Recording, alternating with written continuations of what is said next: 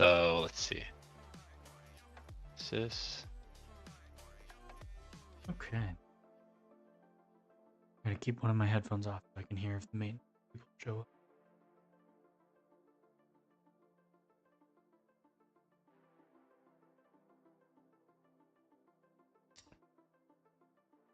Let's open up Streamlabs. Or not Streamlabs, what's it called? Ground control. It's Yeah. like, okay. If it's the front, it won't be the front frame. So if it's one of the back frames, it'll be like 15 to 20 kilobytes an image. Okay.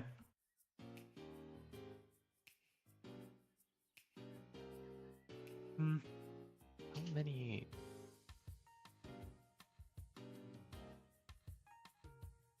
So one megabyte is 1,000 kilobytes.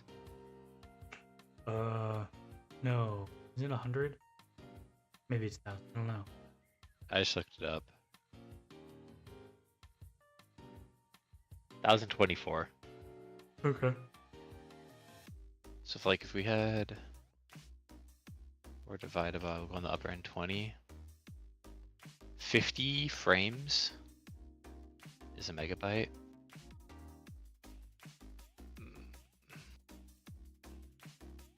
I wonder if there's a way, like in engine, to like stamp images.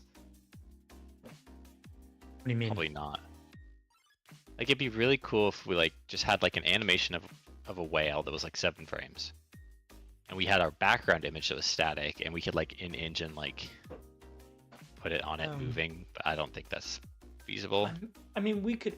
It wouldn't be like systemized, but we could write a shader to do that. Like add that. We could add that to the background shader if that's something we want to do. I think. But couldn't you also? You could do this as a sprite. Like, would it be more efficient to have this be a sprite sheet? Or would that not change anything?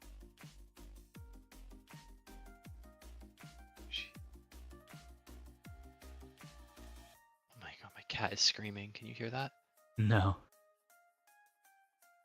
Like, can't you grab an image from like an atlas texture or something, which is just grabbing it from a sprite sheet? There is atlas texture here.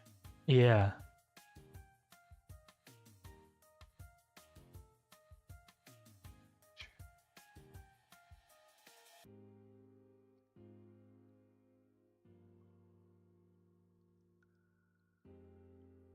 The heck would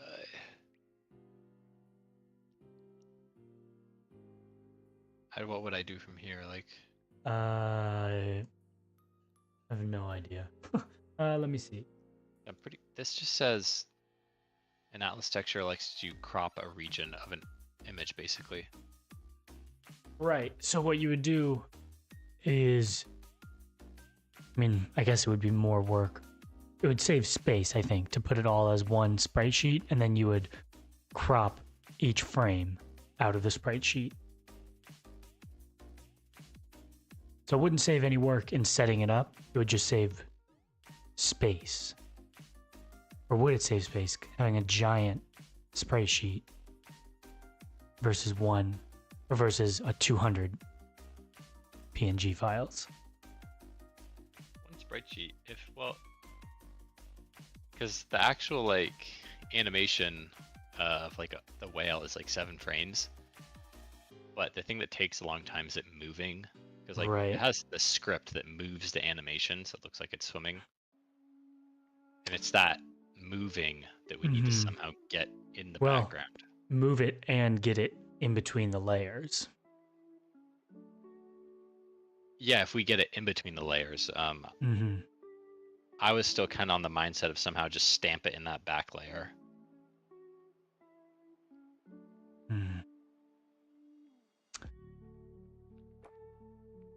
I have no idea. I am not sure the most efficient way to do this. Hey there, what are we doing? We are making a video game.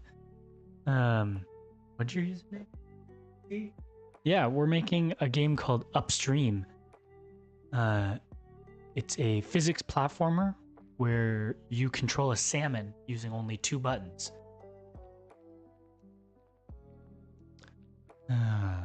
You can wishlist it now on Steam if you want to go check it out, but I can show you a bit of what it looks like here.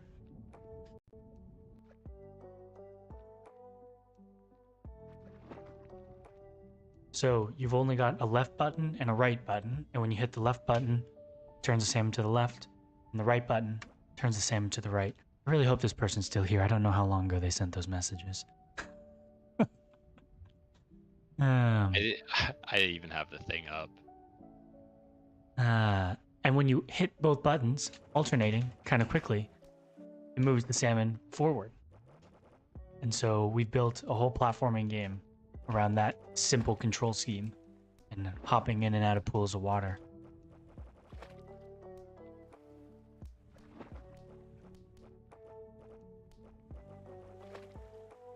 Yeah. Right now, we've got 2 kind of big things we're working on. We're working on finalizing the background art for this area, as well as building the narrator system, because this game is going to have a narrator with it. So those are kind of our 2 big projects at the moment.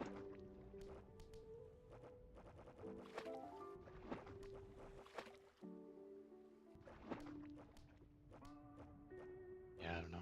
I'm gonna just finish these things first and then cross Yeah. that bridge when I get there, I think. Yeah, good call, I think.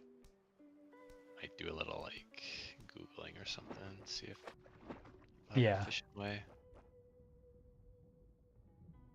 You could. Oh, wait.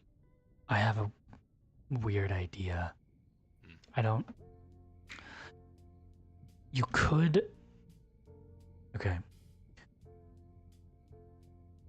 I don't know how this would work.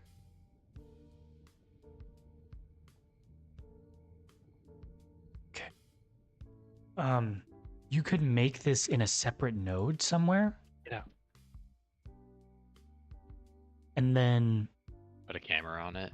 put a camera on it, and then put a viewport texture there. That might be how you do it.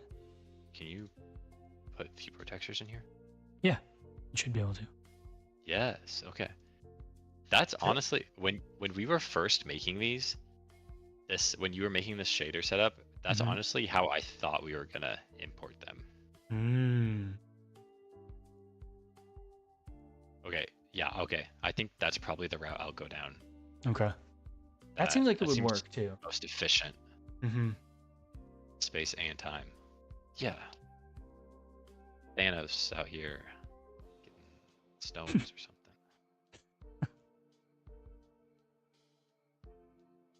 Ever since I'm born, I've been.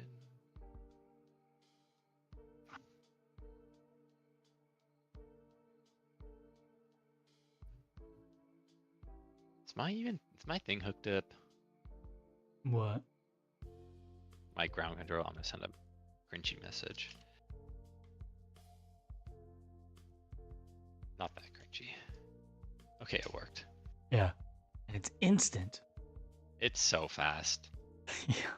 It's ridiculously fast. It's too fast. Now, if I don't respond quick enough, people are actually gonna think I'm ignoring them. Right.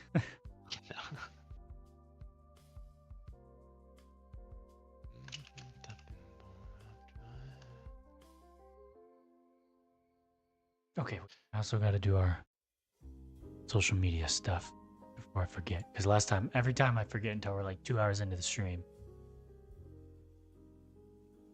I don't really know how much of a difference it makes, but yeah, if it gets one more person to hop in, I think it's good.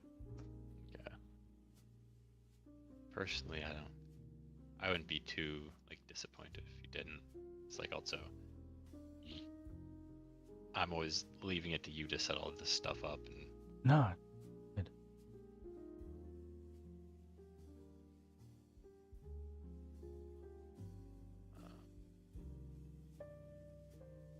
like a little more in here. Let's make. If this is here, I can like put something here.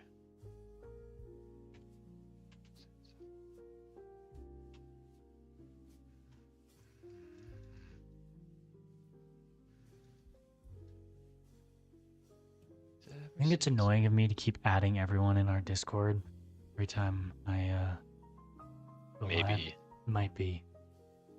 Might turn off the ping, so it's just a message there. Yeah. It's also like, I don't know.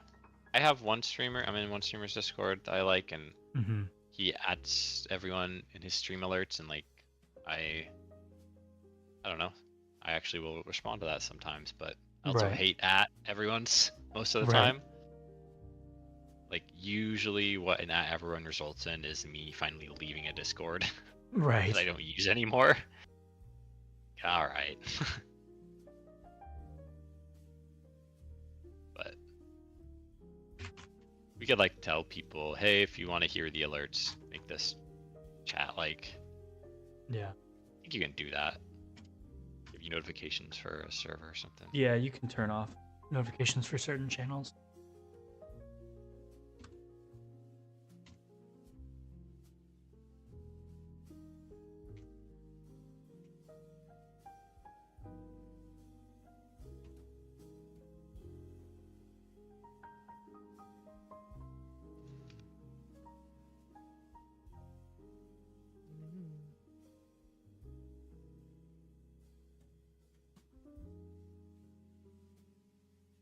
I'm really excited to see the short story. Yeah, it should be soon here. He's going back to school in like a week or two. So should be able to see what we got to work with. Especially if it's like real spooky. Right. Ooh. Yeah. Good stuff. Reading a horror book. Like halfway through it. It's getting kind of weird. Oh, yeah. Yeah.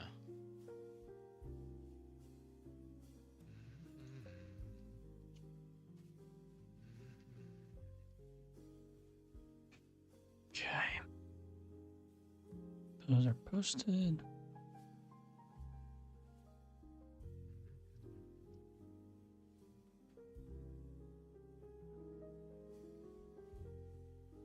Repost with my personal blue sky.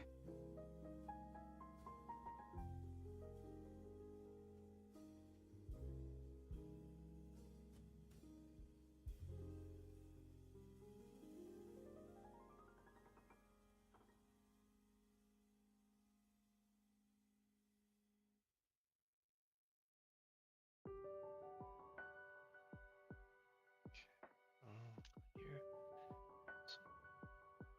Big one.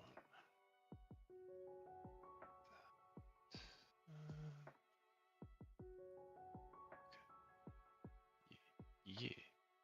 One more right here. And we'll call it here for now.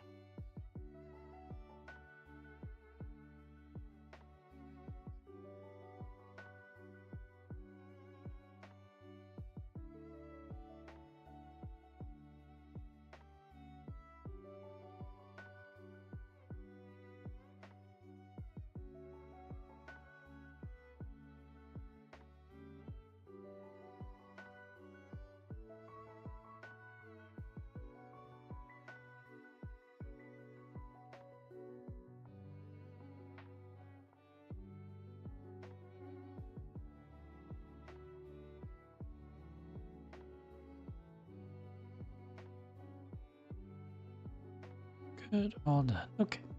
Oh, to get to work.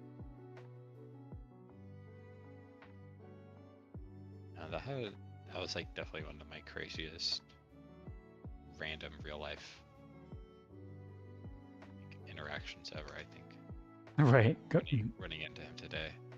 Running into a childhood friend while in a different part of the country. Yeah, complete happenstance. Yeah.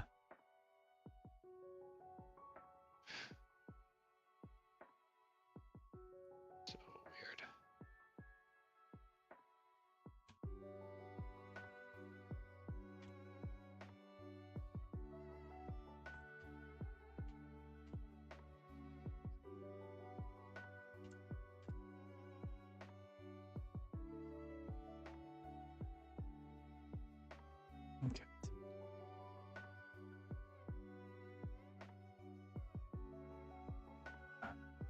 Autoplay.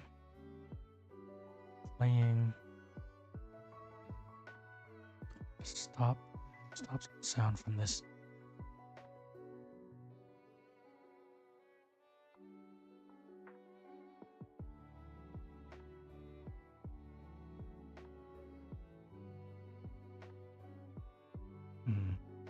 Okay. Yeah. Stop.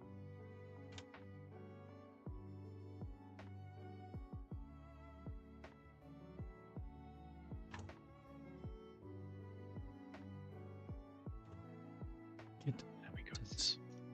Oh. That's what I gotta figure out what sentence we're on.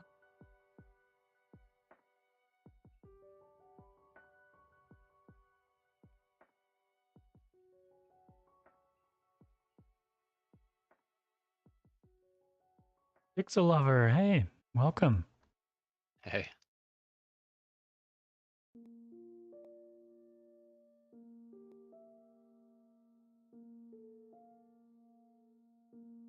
Gotta move these closer. Oh, I just accidentally opened Blender. Oh. Not this one. These.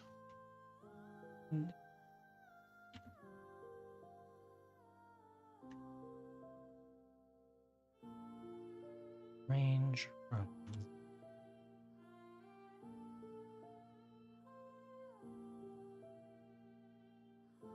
shoot, I have these all set up for everything, don't I? Let's when falling lines out. I'm gonna this lines out. Forgot to add reaction lines, didn't I? Well, didn't I do that?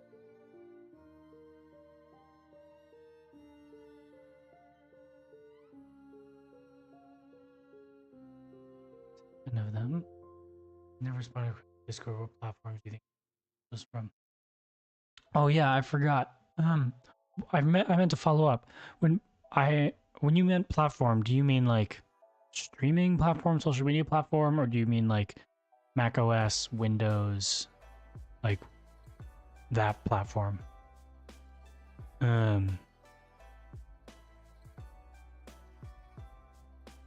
wasn't sure.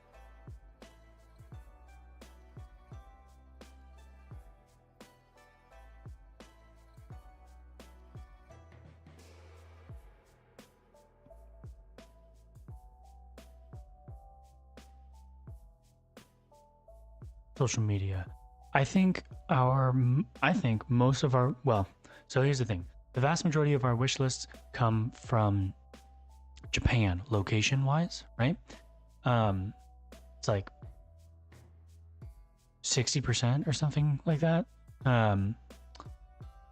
But if we look at our social media posts, the vast majority, like 95, 99% of the people looking at our social media posts, those people are from the United States. So the people wishlisting our game are not wishlisting because they see it on social media. For the most part, they're seeing it through the Steam algorithm. But I do think I see most often we see a little bit of a boost when we have a TikTok that gets a couple thousand views. Like, yeah. TikTok is the one where we're most often to get more views. YouTube, we rarely break a few hundred. Instagram, we never get far at all. Instagram sucks. Where else do we put stuff? Twitter. Oh yeah, Twitter and Blue Sky. No real engagement on either of those. More on Blue Sky than on Twitter, but not huge. But then TikTok is really the only one that gets any eyes for us, I think.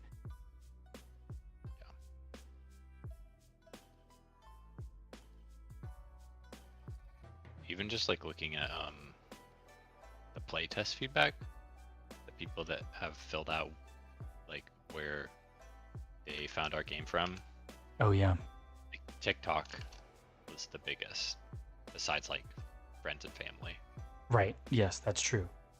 It was the largest single group of people came from TikTok on our playtest. So Genuine engagement. yeah, we got to get back on posting TikToks and trying to get some good clips out of our stream. We haven't done anything interesting or funny enough to clip yet, so It's hard because like we could like play a game, probably make a clip, but then right. it's also like that's not what we're doing majority of the time. Mm-hmm. Yeah. Streaming setup for people interested. Yeah, we could do that.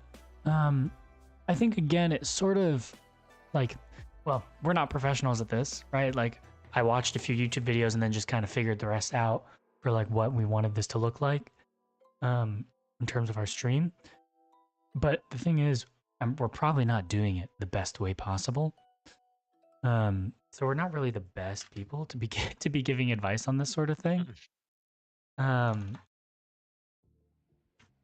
So I could see why that would be appealing, but I think you'll find better information from other people who are not ourselves. And then again, it's sort of the idea of who are we making that for, right? We're making that for people who want to make content, other game developers who want to make content.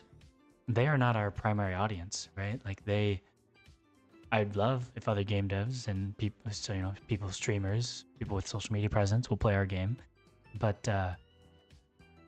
they're not the primary audience for this. So making content cater towards them isn't necessarily going directly towards our goal.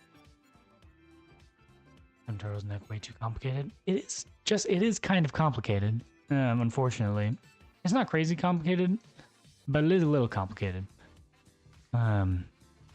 Honestly, makes it very easy having more than one screen. That's kind of a big thing, I think.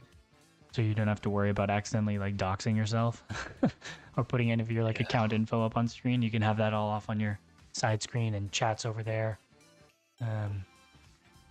Or even if you had like an ultra wide, you can only stream one half of it or like 2/3 of it if you're like doing a normal 1920 by 1080 stream.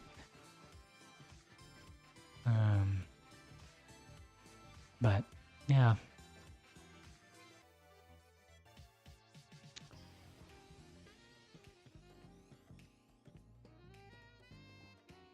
They make really nice portable ones on Amazon that work really well. I used one of those for a long time. For my laptop. It was like $70 or something that I got this crappy little portable USB-C monitor. Didn't look very good, but it did the job.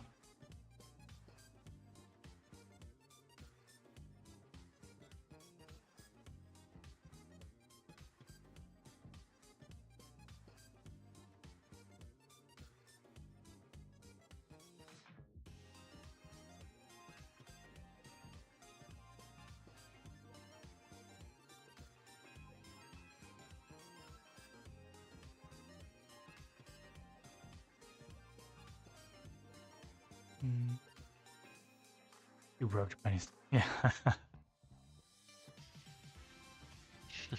Yeah, he's gotta work with what you got for a while, right? You're telling me.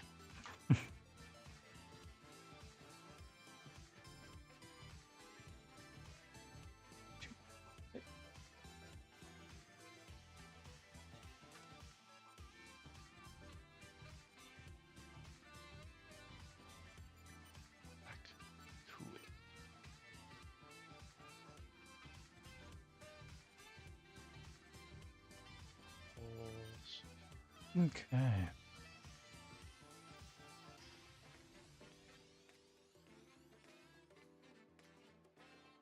Grow and reaction line dot.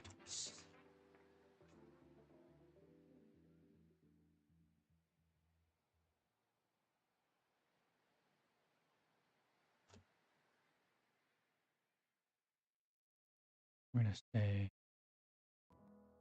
reaction player dot stream equals reaction lines. Doing every day? How long are we planning to keep this up? we're streaming basically every day, from 1 p.m. to 5 p.m. Until I would say probably March. I think some point in March we'll have some travel that we got to do, and we'll be kind of prepping to release the game. So the schedule will probably change in March, but until January and February, this is the plan. Yeah. There might be like a day or two that Right, we'll have things. Like not, but Right, if we got other stuff going on, we'll take breaks as needed. But for the most part, we should have it set up on the Twitch schedule too. I think it should show our scheduled streams, and if for some reason we're not going to stream, we'll take it off the schedule that day. Trying to stay on that grind. Yep.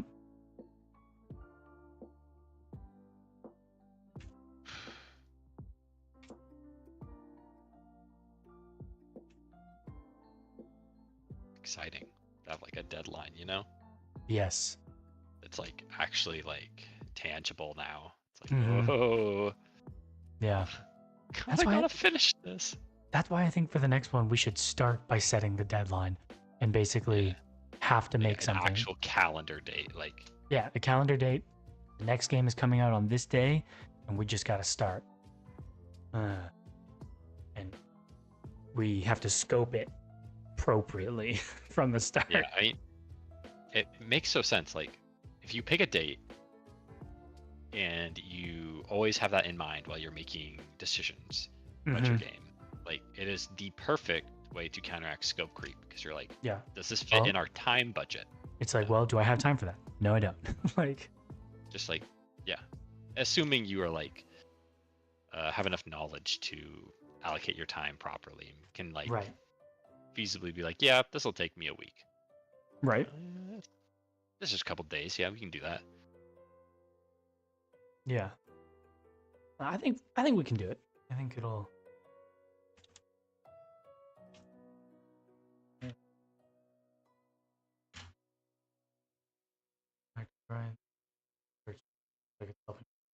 It is nice. Yeah, I actually really like it.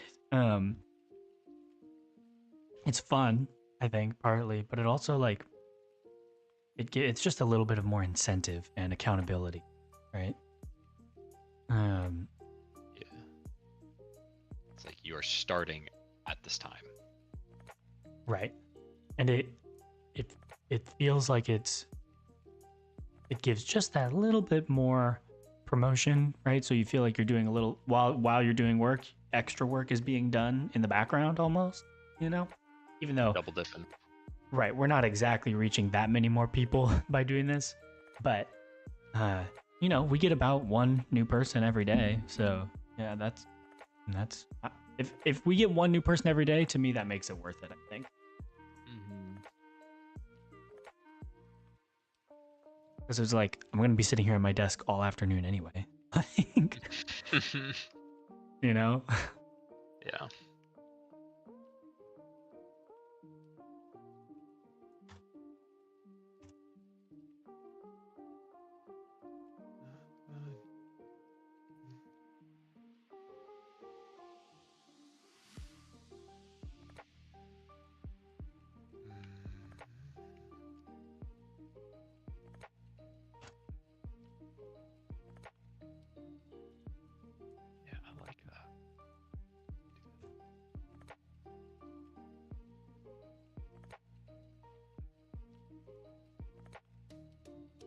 Although it has only been like what, 10 days, barely a week that we've been doing this, or a week and a half. So yeah, quickly we'll burn out. We already have 11 Twitch followers. That's true. A big deal. Kind of a big deal. At this rate, we could be partnered. If we do a follower every day, by the time the game releases, we could have enough followers to be partnered on Twitch. What does that give us the rights to? Make money. Oh. I think. Oh, can people like not do like donos right now? Yeah, I think so. Yeah. Like, yeah, you have to get a certain or like number subs. of. You can't get get subs. Yeah, you can't get subs. Oh. But we have to reach. There's a couple milestones. You have to get 50 followers. You That's also have hard. to have X amount. Your average viewers has to be above like 5, I think. Mhm. And then you also have to have a certain number of active chatters as your average. Uh, so there are a few thresholds that you gotta hit. But I feel like if you get up to that amount of followers, then you're more likely to be hitting those other thresholds too. So Yeah. um, Keep hitting the wrong keys. No, for sure. yeah, I think as long as we stick to the schedule, stick to the grind, the numbers will slowly go up. I keep doing this. There you go.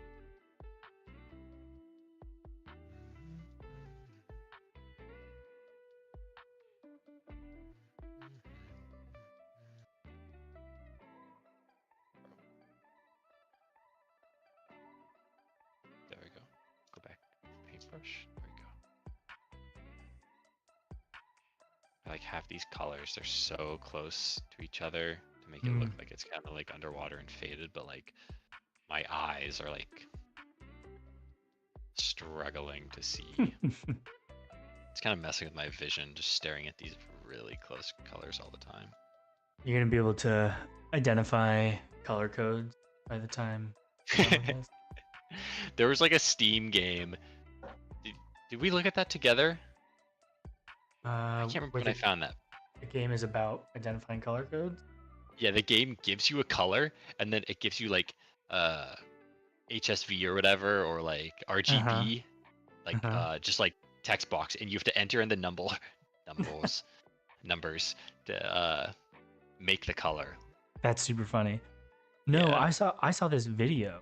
This I don't know if it was a streamer or YouTuber or somebody who was basically talking about how they in college they worked on a game with a group of people and they were the artist. It was a pixel art game. And they did say they did so much art for it that by the end they were able to identify the hex code for any color. And they like tested this person on stream. They're like, okay, what's this color? What's this color? And they just picked random, and this person was able to say the hex code for any number, any color. What? Crazy, yeah. I mean, let me look at this. Like RGB hex code? No, like HTML hex code. Oh, so like this. Yeah. Because it's what is it? It's 3 binaries, or no, not binary. Hexa. You've got Yeah. like 6. I think you've got 6 numbers or 6 characters. That could be a number or Pairs. yeah, in pairs. Good. Yeah, it's like 0 through what, like F or G. Mm-hmm. Like each look, it's 16, and then 16 to 0 power, 16 to 1 power times each of these. Right. Nah, I just go off vibes. I can't do that. Kind of wizard. What are you, some kind of wizard, Harry Potter? You're a wizard, Harry.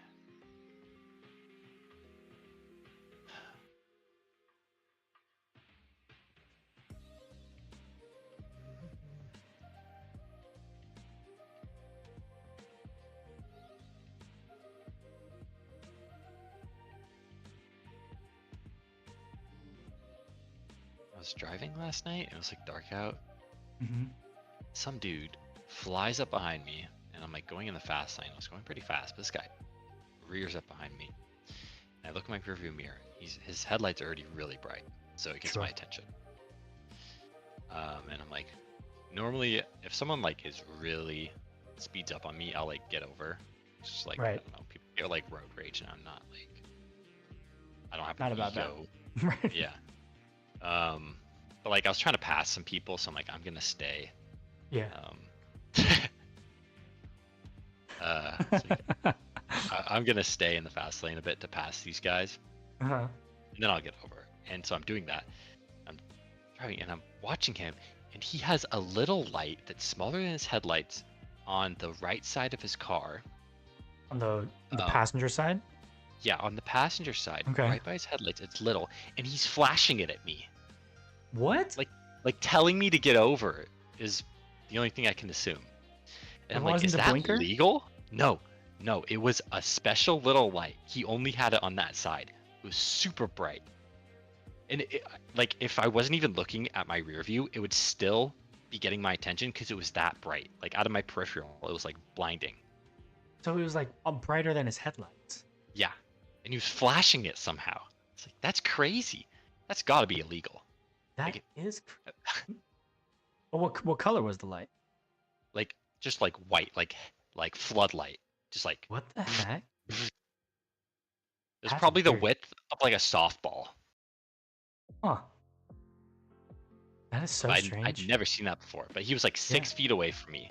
Like, just like, Wow. get over. Like, move, move, move. I'm Totally like, riding dude, you. like, God. I just want to pass a couple people, then I'll get over. Like, Yeah. give me like 10 seconds. Yeah. I don't know. I've never seen that before. I was Yeah. Neither have I. taken aback. Yeah.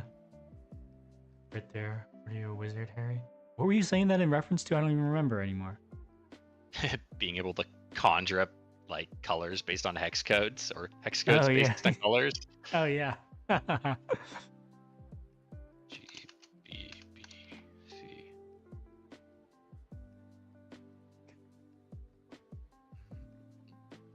Oh, I have to determine.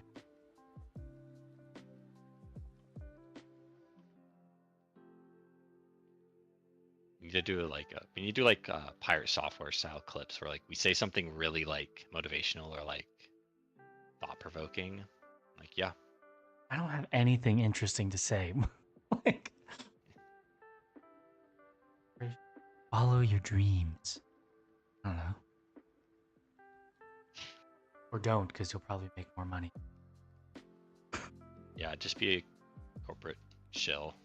You'll make Right. more money that way. If you want to make money, easy. Games probably isn't. Right, probably. Actually, well, that's just true though. Like, games is the one industry, one like section of the tech industry, if you can even call it that, where the you will make significantly less on average for a position in games than you would at the very same position at a different sector of the tech industry. Crazy. But it's like dramatically less. My mental is just so much better doing this though. Right. Like, oh my goodness, man. Yeah. And it comes down to that. Like, as a person, you need to decide what your priorities are. And like, I don't know. I want to be content with what I do, like what I spend hours doing every day. Follow your dreams. At this point, we're just clip farming. I mean, Right.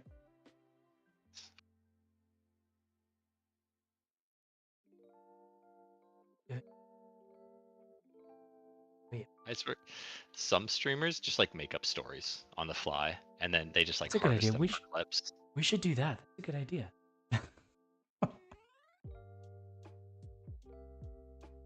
We can make about making games with kids or something.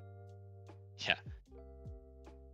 Yeah, when I was a kid, my dad was actually the head game designer on World of Warcraft, and one day I was like 2 or something, and apparently I just started saying all of these random words and sounds, and that's how that one species got their language.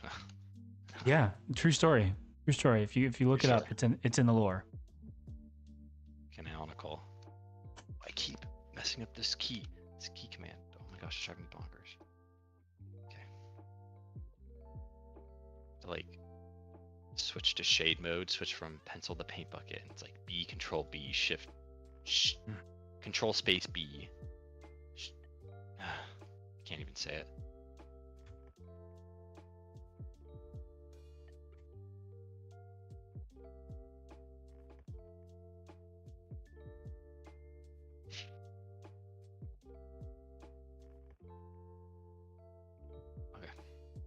Woo!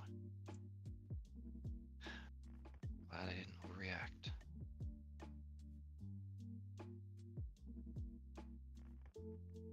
Then I- you wanna Put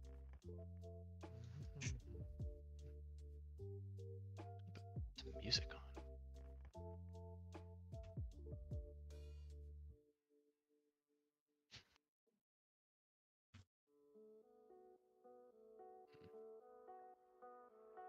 Oh yeah, that is a good feeling. Yeah. No, I was like commenting on that. I was reading through, I was looking at our playtest responses, and we've like 25 now, and I hadn't read them in a while, so I just read the most recent one, I think, number Yeah. 25. Mm-hmm. And one guy was like, the player controller feels so good, like it feels so responsive, and I was like, What are you talking about? I did not think that, like, it's night and day. Yeah, it's crazy. Like, it's actually insane. I had Jenny, my girlfriend, play it last night, and she was like actually progressing in the game now. Right. And wasn't just like yeah. getting stuck on the one little block that Mhm. breaks up the ocean area. And I'm like, I fear we may have cooked. Yeah. Yeah, no, I did the same. I had Abby play it, and she was getting farther, and was actually seemed to be enjoying it a lot. It's not at all her Yeah. type of game, so She still like fell and didn't make it Mhm. past like the first 8 platforms, but it like the game was gaming. right. Yeah. It is interesting. Like I wonder that person who made that response to our forum and said, "I love how the character controller feels." Will they not like the way we've changed it? Because the overwhelming response was, "There's something here that needs fixing, so we fixed it." Well, because Uh, like I feel like we had the same opinion. Like when yes. we made that originally, we were like, this is really good. This movement is cool and unique. But like this whole time, like at least I've been like, something has been a little off, but I really like it. Right. And then you like fixed it, and now it's like this is perfected. Like Yeah. this is locked in. So Really- I'm hopeful that they will still like it. Right. Because fundamentally, it's the same, just as polished. It's yeah, it's I feel like it's respecting more of like your inputs as a player at this Yes. point. Like Mm-hmm. you have more agency, Mm-hmm. more control. It feels really good.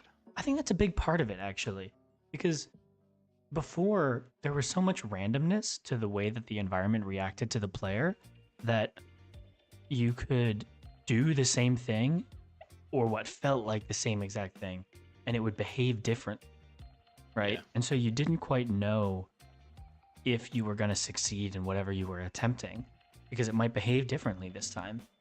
And that was frustrating, right? Like It's really frustrating. to feel like you knew what, or you hoped you knew what you were doing, and to have it not behave the way you expected it to made the game no longer fun. Yeah, it definitely robbed you of some like joy.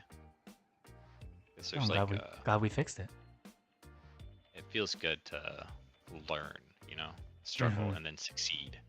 Yes. The rewarding game loop. Fundamental. Yeah. You can't do that. It's bad.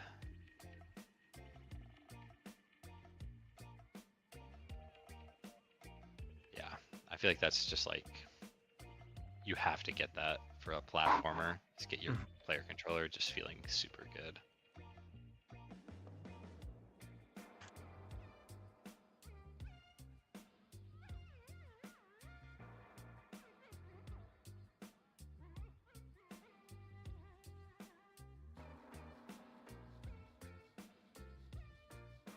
Water block dinner either upwards. You have... Wait, so is the water blob your main character? So I Is think that I remember the your character being a little little blue guy? blue guy. Yeah. Being able to split that in two is really cool. Yeah. Yeah, what if you Mhm. like did like split screen but with yourself, you know? Yeah. Well, there is a game like that. Sort of. Not exactly that. but it's Brothers: A Tale of Two Sons. Oh, Is I have that. I've never played it though. It's really good, but in that game you play two brothers, and it's a kind of top-down puzzler game, but you control these two characters using two joysticks, right? It's cool. Um, you don't really control the camera at all. You just control the two characters. Uh, but almost like imagine if in Celeste you were controlling two characters using two joysticks or two like the WSD and the arrow keys or something, and there were certain levels where you had to do one character to do something at one time to get the path open for the other character. Yeah, I feel like your game would have to be like more strategy and like slow paced. Just because like Celeste is such like a precision platformer Yeah. that I think I would struggle to do two like high intensity like one input. Like I'd feel like playing drums and piano at the same time, or like trying to do two different rhythms. That's kind of what playing piano is, though. You're often playing two different parts.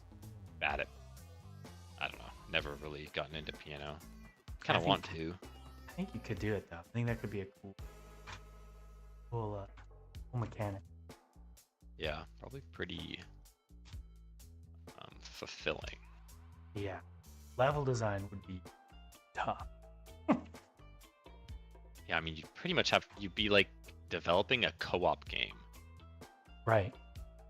And honestly, it could be playable co-op too. Like you could be one or two player. That's pretty cool.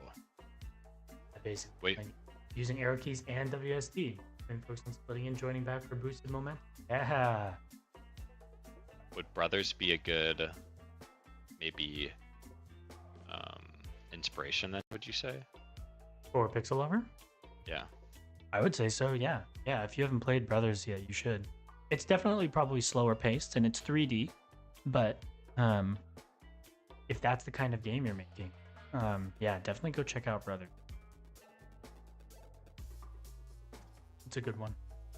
It's by the same I don't know if it's the same studio, but the same like director who has made a bunch of split screen games recently. He made A Way Out, It Takes Two, and they're doing a new one now called Split Fiction that's coming next year, I think. So they're big on co-op split screen games. Dang. Pretty cool. Yeah. Pretty fun games to play with like a partner. Oh yeah. Have you guys played It Takes Two? We haven't finished it, but Yeah. I think we've played over half. Yeah. Definitely some funny moments. Yeah, I really enjoyed it.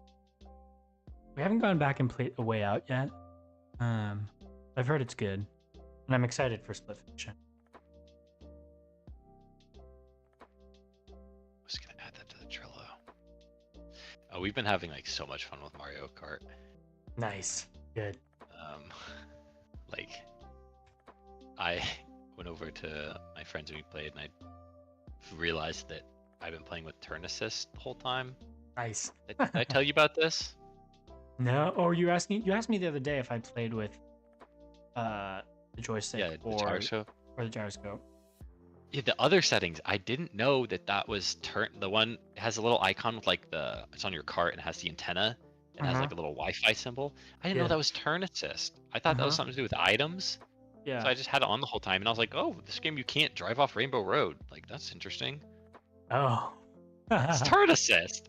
So I turned off turn assist, and now I'm like,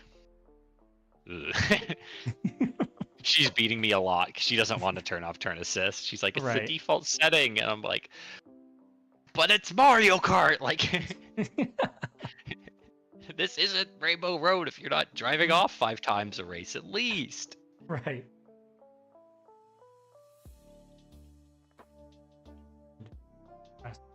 I want to play if you spend a 2 for long. Some folks on keeping the player in one. Maybe they'll add a little life force that depletes when you're separated. Then you die if you're apart for too long. That's a cool idea. Yeah. Yeah. You could like dry out. Yeah. They get smaller and smaller or something. That might be hard. Yeah.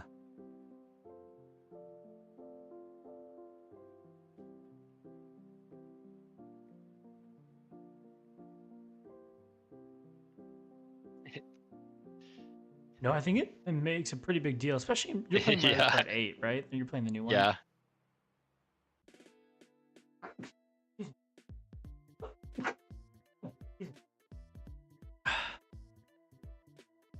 It feels pretty like night and day. Yeah.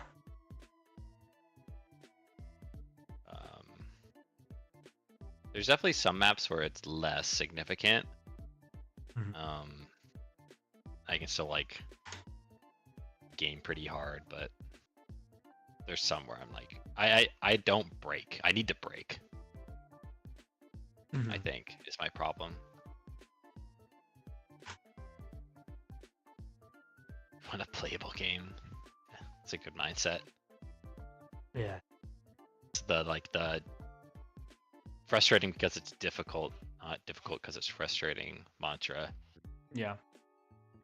You got to make a fun game where people won't want to play it. Like I think Celeste does a really good job with that. Like that game is Yeah. hard, but I mean you've seen there's the clips of people like speedrunning it, and like obviously you can lock in the controls, Mm-hmm. but I still really struggle with it. The later levels are so hard. It's ridiculous. I cannot like wave dash consistently, which makes it really hard.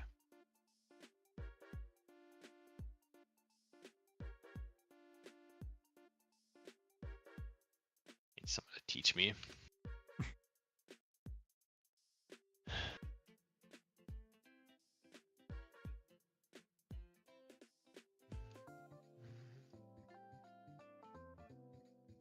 So I'd really like to 100% that game. Yeah. Yeah.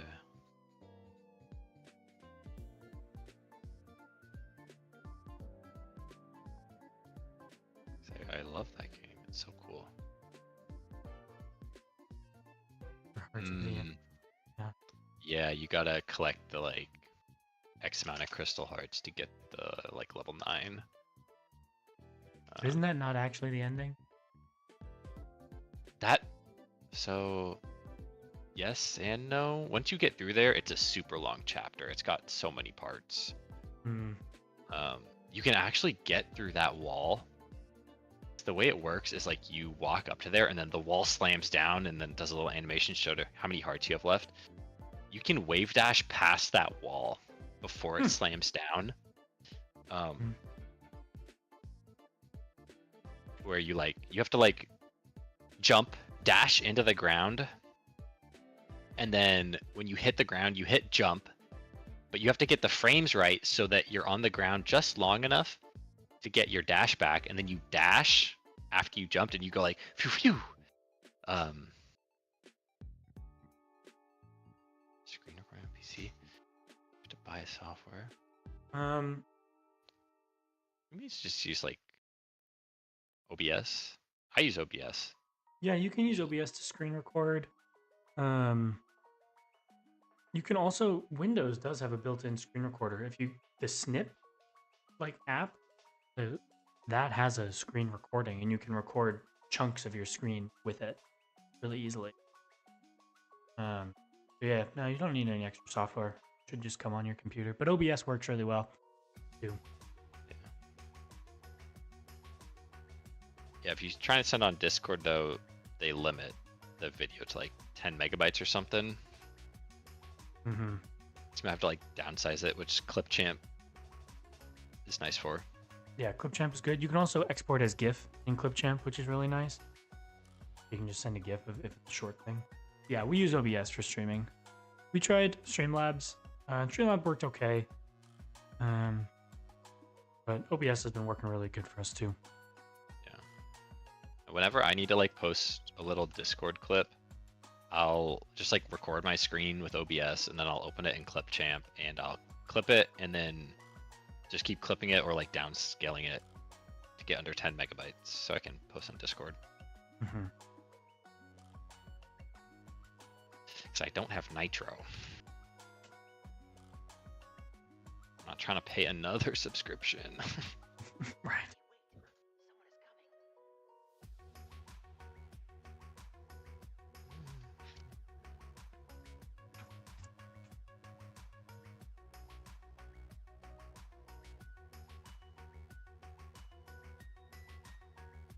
Twitch monitor on your left.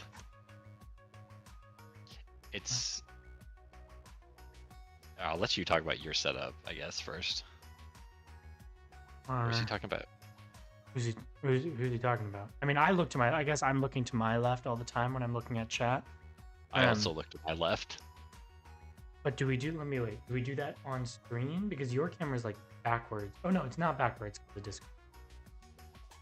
I don't know. But yeah, I guess our Twitch monitor is on our left. Mine is on my left because of the way my desk is in my room. I'm in the corner, so there's a wall right there, and I have my standing desk is right here, and then I have a separate tiny desk that has my laptop stand on it. That's over there. So there just isn't room over here for it. Yeah. My thing is, I didn't want my door to be in camera in case my girlfriend wants to pop in and talk to me. So I just put my camera on this monitor because my other monitor's here and they're like angled like this. So they fit on my desk. And this is my nicer monitor, so I didn't want to put the Twitch chat on it. Yeah.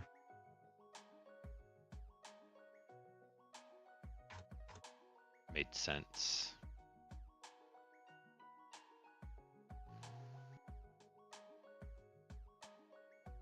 Okay, sounds like maintenance. I'm gonna stop by at 2:30. I'll step out for. Oh wait, it's 2 o'clock right now. I gotta go feed my cats. I'll be right back. Okay.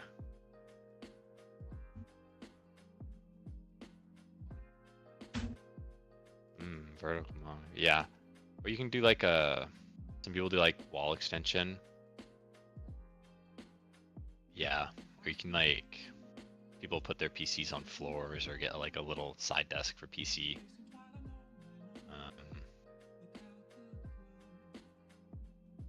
I have to like, my monitors are kind of like, they're not directly side by side. I kind of tilt them in to fit, which is kind of nice because it suits itself to like a setup.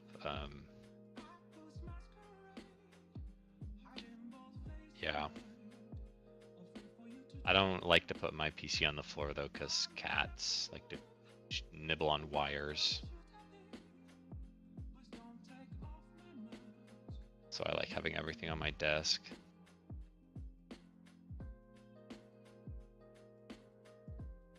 Yeah, having a second monitor if you're doing like development is so nice.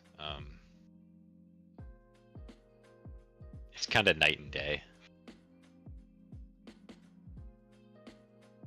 I would say it's definitely worth it. If you can get like doesn't need to be fancy, just a cheap one.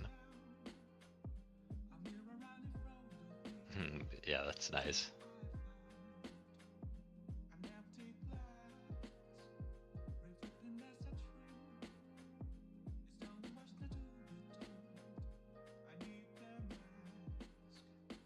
No, that's what my brother does. His desk, he has like a dog bed right by it, or a dog back home. I don't have any dogs with me here, but I have cats. I have a cat tree in the corner. I can actually bring it close. I wonder if they would sit in the cat tree then.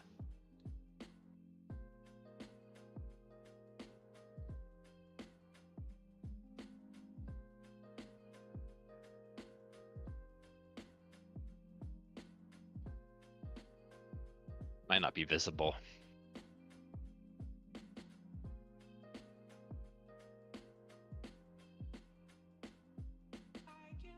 Let me see. It's right there. Put it like that.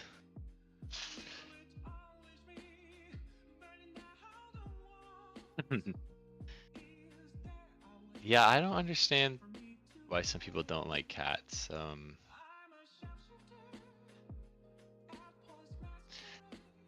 Yeah, I'm gonna wait till one of them comes in to move it around.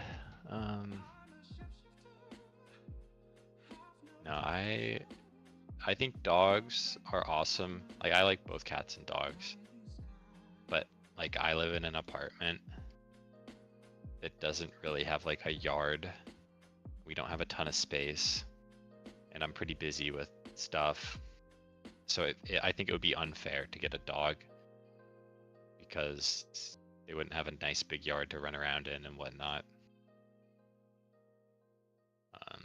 But cats, you can keep indoor, which I think keeping your cat indoor is better for the cat and the environment. And there's always cats that need adoption, so yeah. Cats are cool. I don't understand why some Cats are people cool. are unnerved by them. I have a couple friends actually. Some of my roommates were unnerved by cats. Really? I'm Like, I more don't scared get of it. dogs than I am of cats. I know. I don't mind dogs. I used to be really terrified of dogs, actually. It used to make me really uncomfortable. I've gotten cool with them now, but like, yeah, I used to not be cool with them.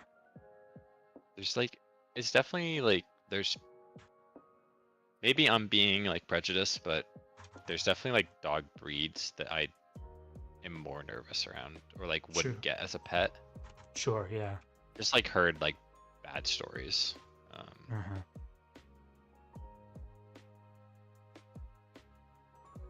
Yeah, OBS is pretty sweet. Super soft. It's definitely doesn't hold your hand a ton, but it's very powerful. Mm-hmm.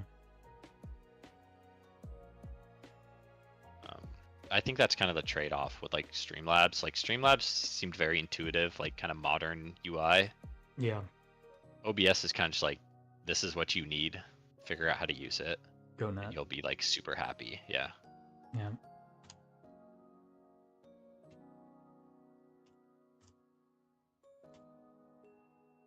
How often are you feeding your cat still? Oh my god, too much. But Uh, we are moving. I've convinced Abby to start transitioning them to more dry food, and I think we still feed them. We'll still feed them the same number of times. I still think I kind of like them being able to snack throughout the day. So they have 4 meals a day, but currently our big cat, he eats 1 can per meal. God. And our small cat eats 1 can for his first and his last meal, and then a half can for his middle 2 meals. So in total, we go through 7 cans a day. Holy shit! And they're like $1, $2, right? $1.60, $1.70, yeah. Yeah. Yep. Crazy. Those cats are living. They are. That's like more than like human food is per meal. Yeah, If you're it's like more. cooking. Yep. Man, I wish I was one of your cats. Yeah, they are. Oh, And then the thing is too, they're actually, as far as I can tell, neither of them are overweight either. Like they're not. Crazy. They're actually both in very good shape. One of them is pretty small, and our big cat is not big because he's overweight. He's just a large cat with a lot of fur, a lot of long hair. Yeah. So like I'm not really worried that we're feeding them too much, because it's been a year and we've basically been feeding them the same amount, and they eat it all. But yes, we have just started transitioning, adding some hard food in. The tough thing is that our small cat, Bird, is a gremlin and will eat his brother's food if not stopped. Yeah. That's how Toby was for a while. He kind of grew out of it though. Yeah. And the other problem is that our big cat, Oz does not like bird food. He won't eat it. Picky boy. He's very picky. I actually don't know if that's true for all hard food, but all the hard food we've tried, he won't eat. Yeah. So we have this problem of if we give them hard food, Oz won't eat it, and Bird definitely will. Then he will be having way too much food. So Yeah. yeah. we're starting to transition them by adding some hard food into their meals and reduce the total number of cans per day. But yeah. Yeah, we've been trying to make them lose a little weight because we took them to the vet and they were like 14 to 15. Vet was like, yeah, they should probably be around like 12-ish to be like super healthy. Yeah. And so we do a morning and dinner dry food scoop of a 1/3 cup each. And we've been weighing them to make sure they're not like losing weight too fast or whatever. Sure. And they've been like slowly losing weight, very slowly. Like they're at like 14 and a half, so they've lost like half pound in like a couple months. Yeah. And then they each get a quarter of a can every morning. Okay. That's it. Wait, so that's all the food they get for the whole day is a quarter of a can and the 2/3 of dry food. And the 2/3 of dry food. Wow. And sometimes they don't even finish the quarter. We've tried to up the can because we're like, guys, like you can have more of the wet food. Like it's good for you. It's good to get the liquids in, you know? Right. Especially because they're boy cats, but they won't finish it. They won't eat more than a quarter of a can. I don't know if there's like custom to it, but we've tried it multiple times and they leave it on the plate and we're like, guys. Interesting. And Nim is a little gremlin. Like he loves the dry food. Like he begs for it. We feed them at like usually like 6 to 6:30 in the morning and then like 4 p.m. When it gets to 2:30, he becomes a gremlin and just starts screaming for food. If you take steps towards the bathroom, he's running at you, and, like trying to lead you into the bathroom. I feel like he's like a little cattle dog, like herding me. I feel like a sheep. He's like, "Come on, get in there! Like, give me my dry food." But he'll like, when I finally give him the dry food, he sits there and he takes the biggest bites. You can hear it. You close your eyes and hear him eating. He goes, "How?" And he's like inhaling it. But Toby's never like that. Like he eats. He's like, okay. I think he likes the wet food more. Yeah. But yeah, I don't think we're underfeeding them because they're not losing weight very fast. And right. We were feeding them before this. We were feeding them the same thing, but maybe like if they were begging for food, I think the difference was if they were begging for food, we would give them food and like let them graze. And they were just like slowly gaining weight. So we've like cut back just a bit. And so yeah, I'm not worried that we're like underfeeding them. But it's also like it's hard to compare cats because they're different. Right. Yeah.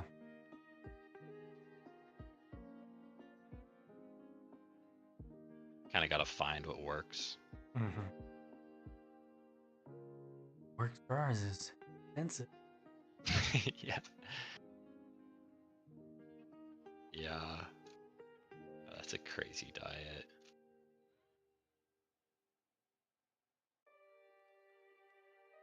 Pets are expensive. That's like another reason why I wouldn't get a dog at this stage in my life is because like significantly more expensive with your time and money. Yeah, absolutely. Like it's a huge commitment. Because otherwise you're just like not being fair to the dog. Like I don't know, especially like I see people getting like huskies, and I'm like, that is an endeavor. Yeah. Those dogs need like 2 walks a day. Yeah. Like, if you can support that, like that's really cool. But I don't think I could. Props to you, but whoosh. Actually, let's like got a couple of random spots.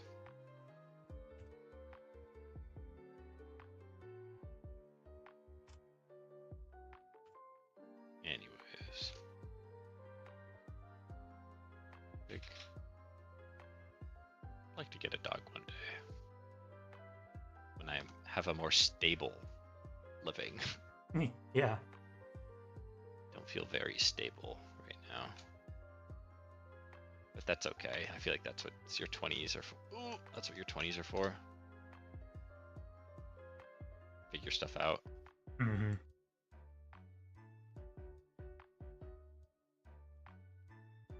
At least that's what I tell myself to make myself feel better.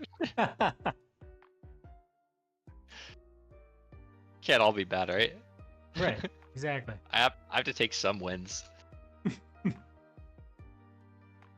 I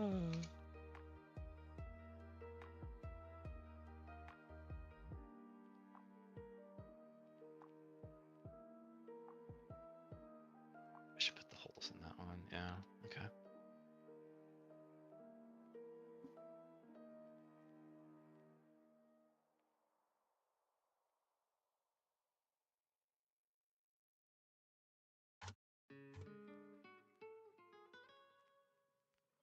I need to drink more water.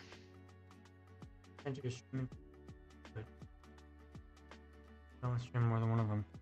Stream information, that depends on where it's asking for that, right? Like if it's asking stream information, are you talking about like on your Twitch dashboard? Is that what it is? That's just like description. Stuff like we're working on this today or whatever. And you have to get extensions called plugins that allow you to.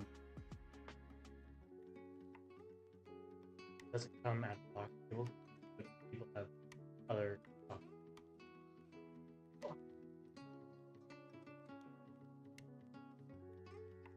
Oh. I'm gonna say something into the microphone. Yeah.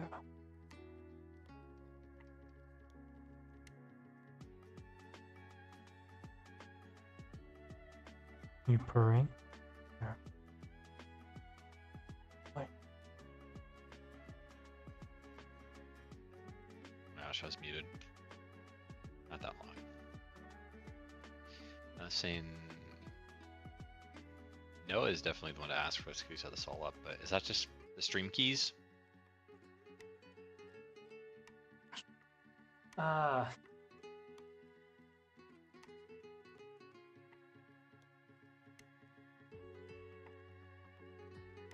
I'm not exactly sure what you're referring to. It could be asking like because once you sign in to your account, it can like you can pop up your dashboard, stream dashboard in OBS. So like I have our Twitch page and our YouTube page in OBS, and you can edit your stream description from there.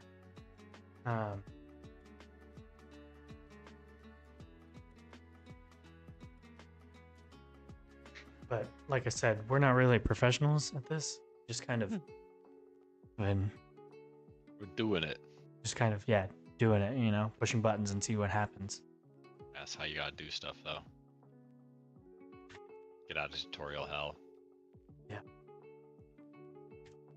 Oh, that would make a good clip. That how to get started in game development thing. That rant I went on yesterday. Yeah. That is like that's like one of the big Pirate Software clips that blew up. It's like just start making games. It's like, yeah, but that'd be perfect. Like that tonight. Yeah, what's our credibility? We watch a lot of content. We regurgitate information. We're this close to having credibility, I think. You think so? Maybe. If we get a game on Steam, I could say we're credible enough. A little bit. I guess it has to do kind of good. Yeah. We can say we've done the process. Right. Maybe not successfully. Right. Well, and especially if we're able to get it like Android or even like Switch or something. That gives at least like for me internally credibility to myself. Yeah, I mean, also it's like if we do what we set out, like make this game, and we're happy with it, then I think that's a success. Like, yeah, exactly. That's kind of what I want. Just be like, hey, started this project, we finished it. Pick in Discord.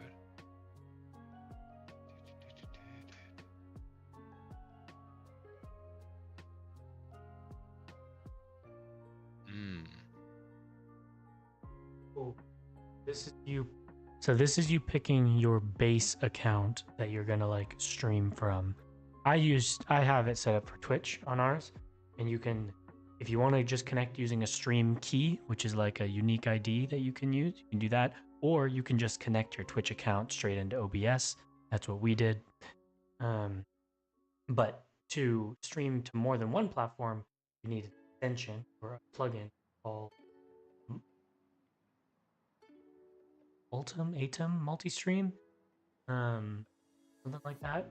And it adds a little dock to your OBS that allows you to add multiple outputs to stream to. Although you can't do TikTok. TikTok has its own platform, but I think we decided to stream it. Yeah. If you want TikTok, you gotta do TikTok. Right. Exclusively. Well, and I think like shorts will do better on TikTok than our stream. Yeah. Was that yesterday that I had that rant? How to start making games? Yeah, I think so. Did you see what Pixel Lover said? No. Oh wait, are you talking? I'm assuming he's talking about you because my mic is attached to my head. One sec. Let me get glitching out when you're further away from your mic. That's a good point. I should be closer to my mic, or I should ease up on the noise or the sound gate. Let me edit my sound gate a little.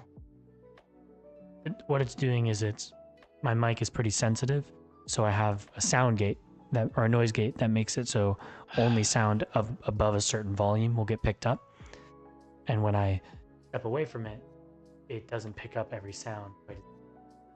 So I should probably ease up on it a little. Let's see. Noise gate. The closed threshold, the open threshold is -30. Why don't I bring this up a little and this one up a little as well? Hopefully that'll be enough. It doesn't look like it's picking up of my my fans. So, speaking of which, what's my temps? Super high. That's I wonder why your computer does that.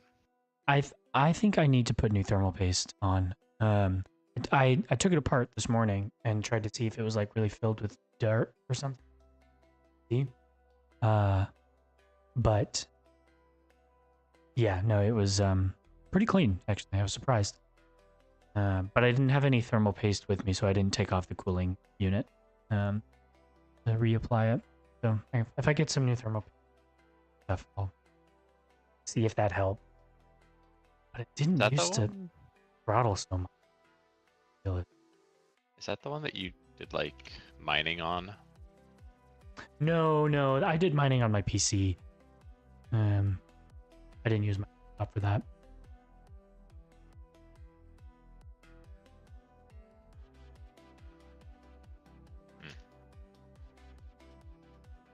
I need something static so I can see the parallax better.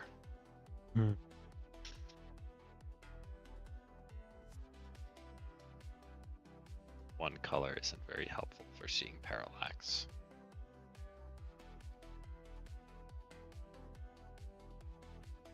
I think that's a lot better.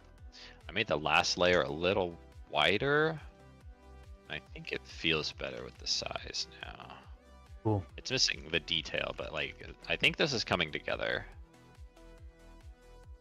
Kinda like underwater crevasse. Probably put some sea creatures moving around.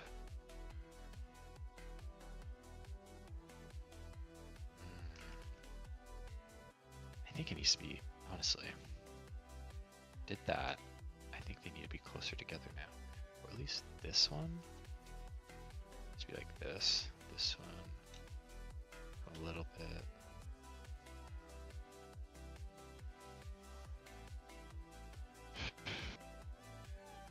Okay.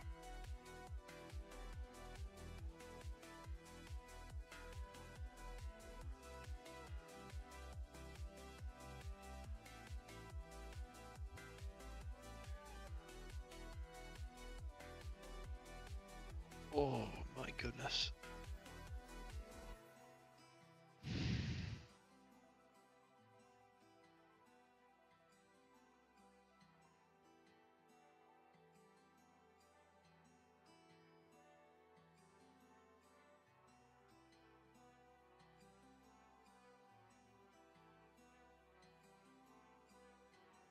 What's this?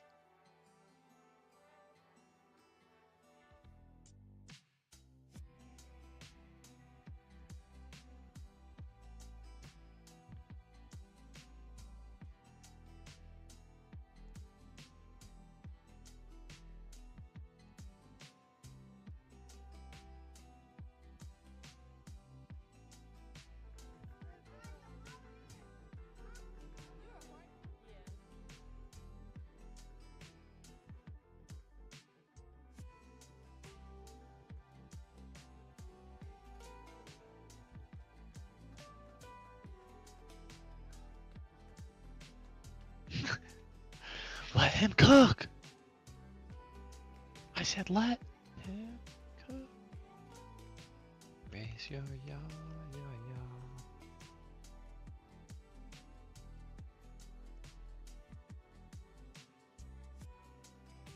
I'm thinking about maybe trying to change the last layer in the beach. I might try this. Change the last layer in the beach to look more like a sunset. It's not sunset, sunrise.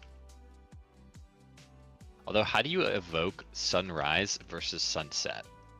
How do you differentiate them? I have no idea. I was like trying to think of that the other day. I'm like, how can I make it clear?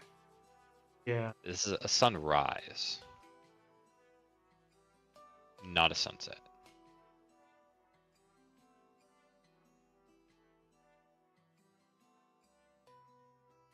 It's gonna take so long. It'll be worth it.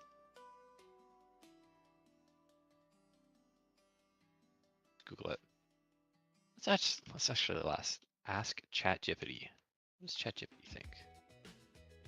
I'm drawing a sunset drawing. How can you sunset?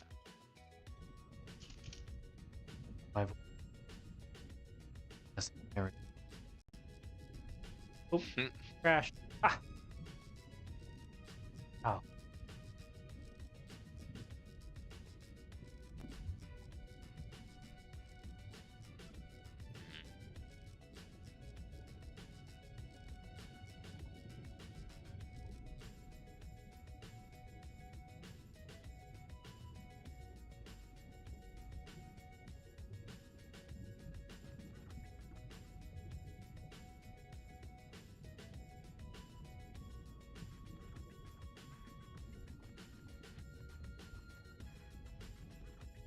That was very insightful, ChatGPT. Thank you. It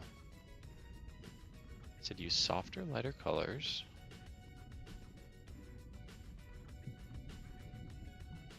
Make it feel crisp, awakening. Use context clues. Some birds in the sky. Make the nature feel more serene.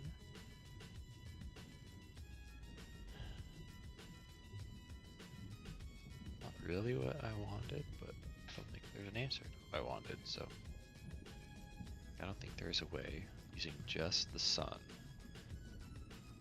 to show a sunset versus sunrise.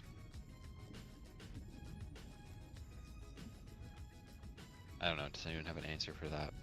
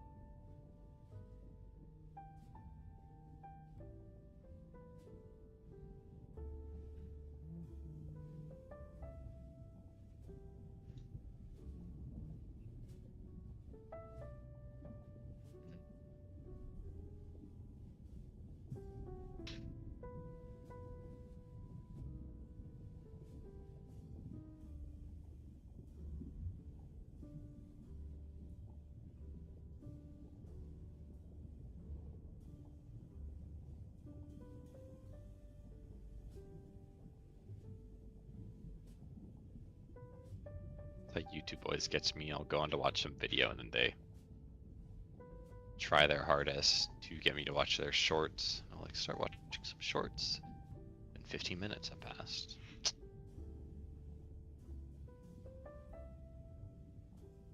Took most social media off my phone to avoid that. But they're the one like social media that I still use for other things. Besides like posting for game stuff.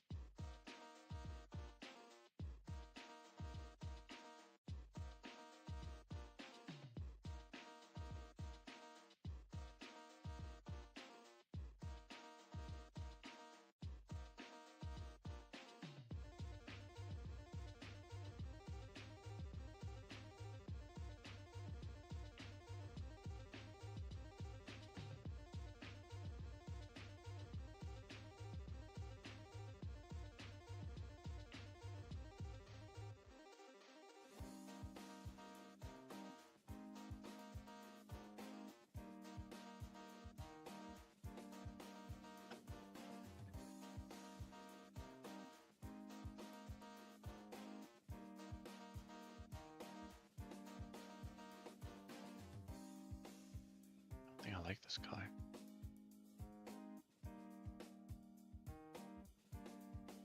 What's the dealio? There we go. Like that better. Up.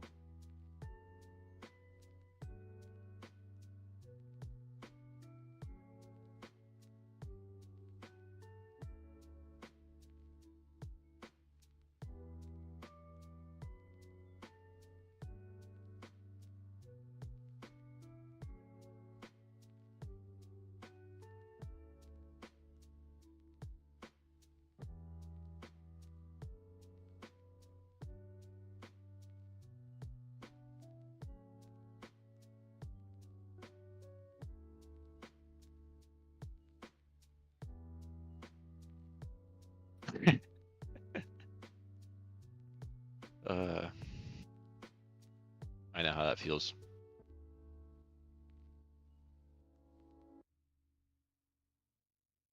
I feel like literally social media and like the insta dopamine cycle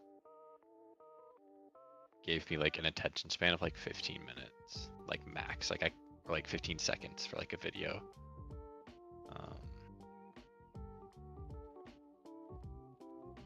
And I'd always just get bored and be like, okay, I want to do this. I'm always trying to like do multiple things at the same time. I'm like, if I'm not multitasking, then I'm wasting time. I think deleting all social media helped a lot with that. And I found, like, I have a lot of podcasts I listen to, for example, and I would always try to like work on Upstream and listen to podcasts at the same time. And I realize that when I do that, I don't actually get a lot of work done. I end up just kind of messing around because I'm focused on the podcast because I really want to hear what they're saying, or it's like a story one. And so I've kind of made myself say, hey, like if I'm working on Upstream, I'm going to listen to music that is just kind of about feeling, or like I have a playlist that I'll pull up that is just like ambient music to get me really focused. To make sure my attention span is like not deteriorating and I don't get exhausted trying to split my attention between multiple sources of stimulation. I feel like it's like a real thing. Like people's attention spans are just cooked from doom scrolling and I don't know, that kind of stuff.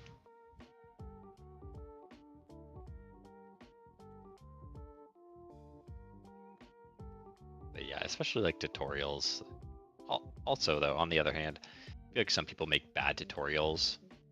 There's like a lot of YouTube channels that they just like plug their own stuff all the time, and it's just like a tutorial full of bloat, and then you'll find like that one tutorial that's like 1,000 views, 100 views, that's really succinct and awesome.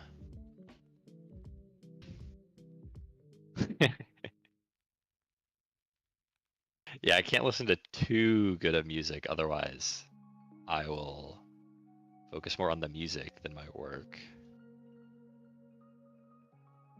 But sometimes it can really put me into like a flow. Like people talk about like flow state, where you're just like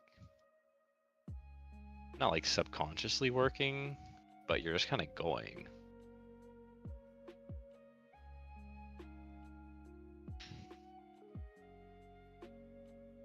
Okay, these are starting to come together.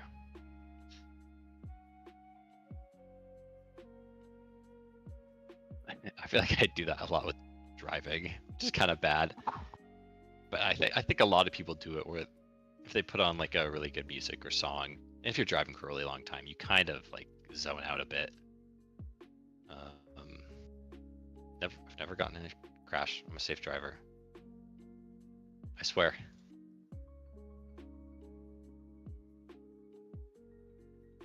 But then you'll like snap back into consciousness and be like, was I really just like going 60 miles per hour in a 1,000-pound metal vehicle?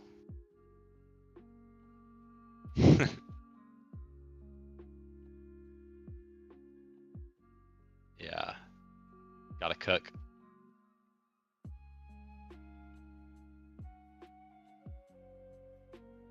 Okay, let's make some more. Oh, this is so tedious. I need to go to like here.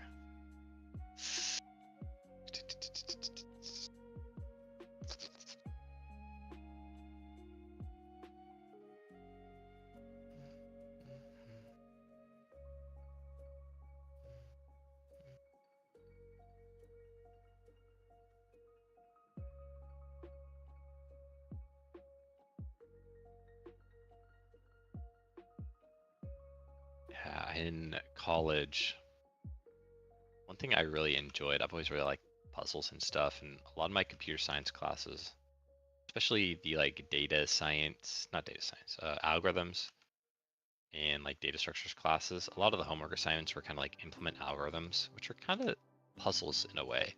And they would give us tests that like our programs would have to pass. And working on those projects would always put me into like the flow state.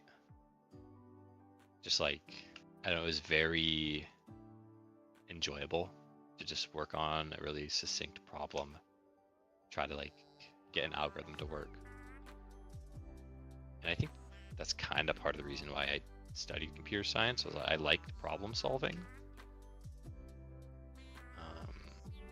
Unfortunately, the market for entry-level jobs is a little hard to break into.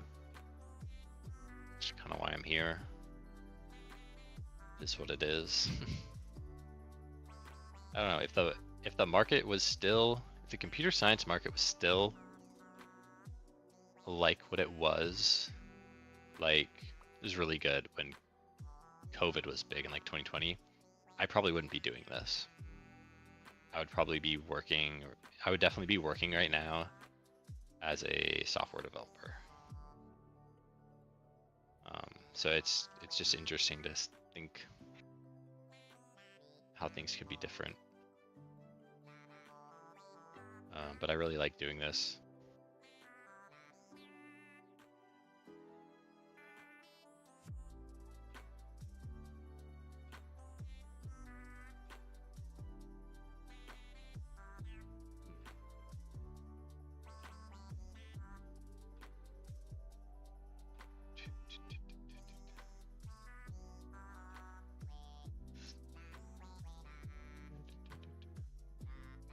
I need smaller ones. Oy.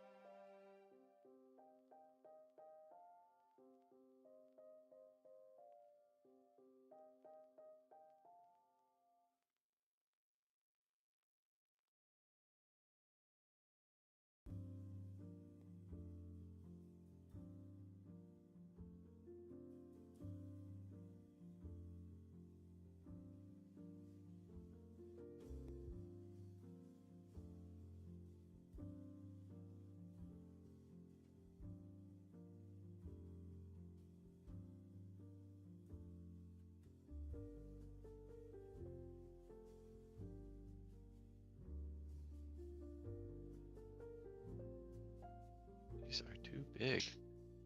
I made these too large. They need to be little. Cut these up somehow and make it look good. That can stay. This.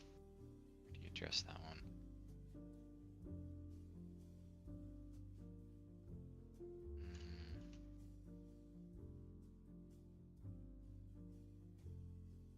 Something like this.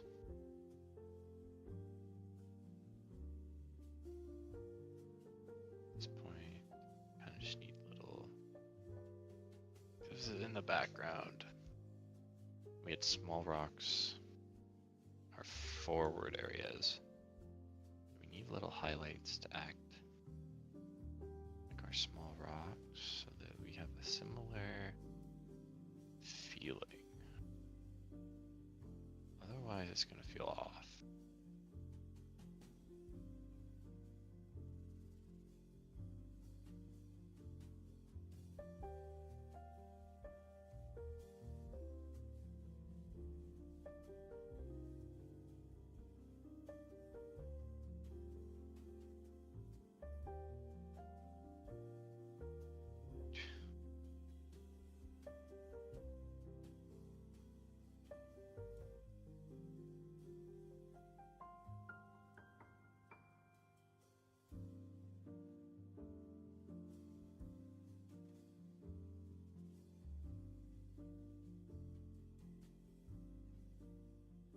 I go too small.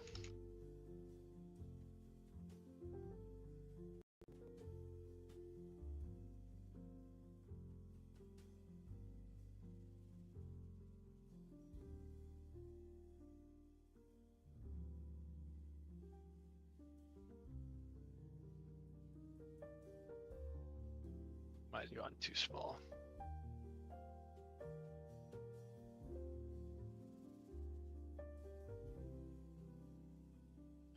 Can you even see that though?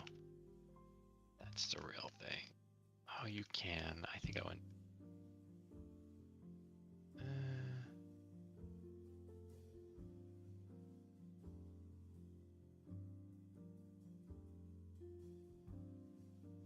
No, those are too big.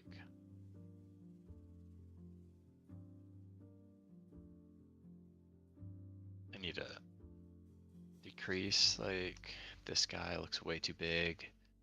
Like, if you look at it, like, this and this is bigger than that, and this is supposed to be in the background.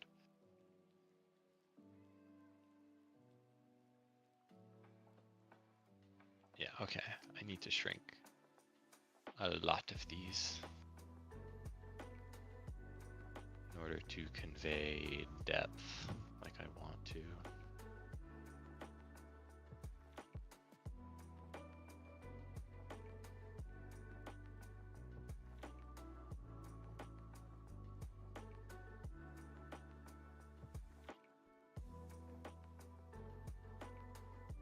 Okay, I'm back. Hey, Sorry that took so long. you're good. I was sitting here, and at 2 o'clock, the maintenance people text saying they're going to come by to take a look at our floors and our walls that have water. And I was like, great, cool.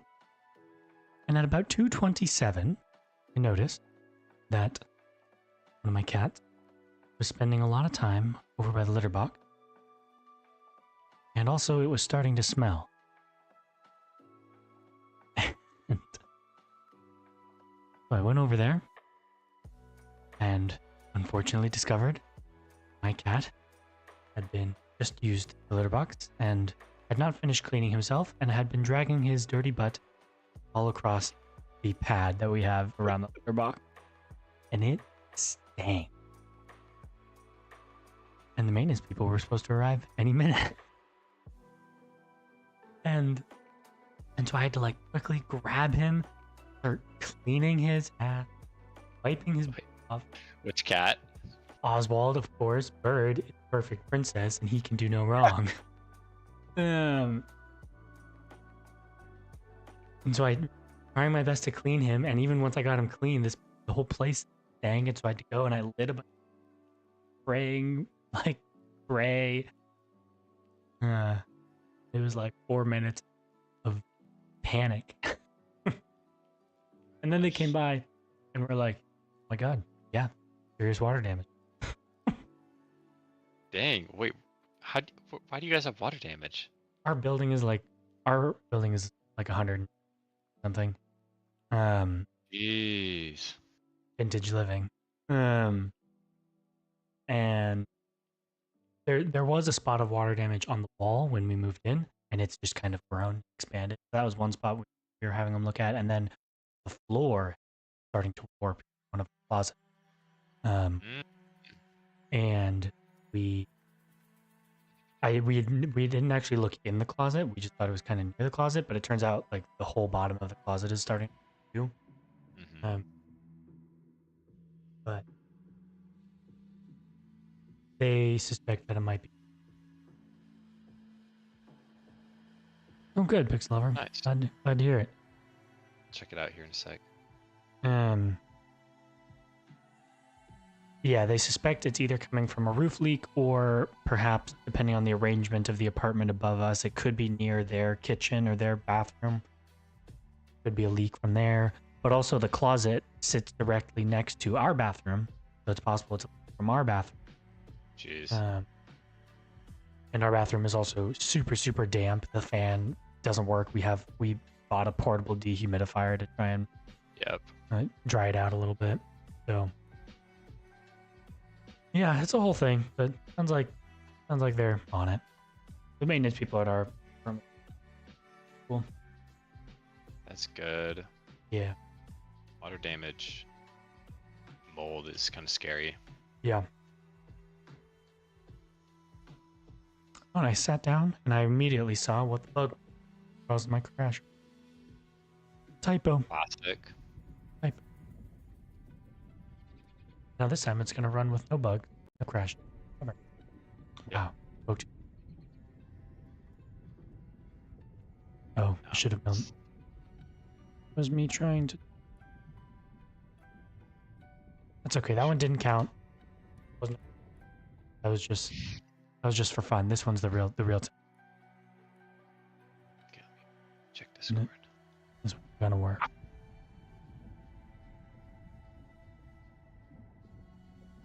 Whoa. Nice. Salmon are truly remarkable creatures.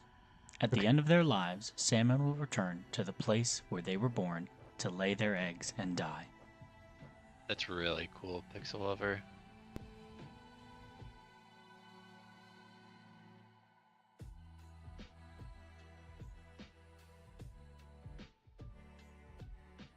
Ooh. Like that. Yeah. That's pretty sweet. Yeah. That would definitely be a cool platformer.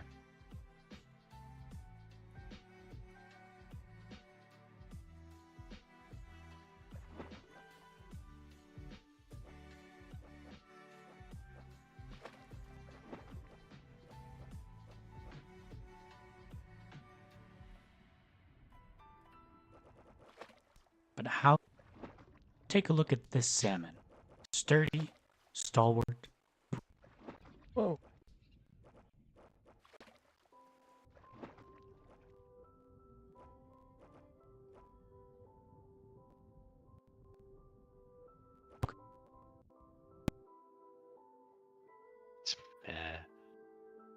Nah. I think that's a really cool and unique mechanic. Oh no, yeah, not at all. I think it's super sweet. Platformers are tough to market. Everybody makes a platform, so there has to be some reason that people want to play yours above others. And a cool mechanic like that, it's absolutely definitely it's something you should like. That's the kind of platformer where you almost want to build like a level editor in or something to generate content in the game. Keep people playing.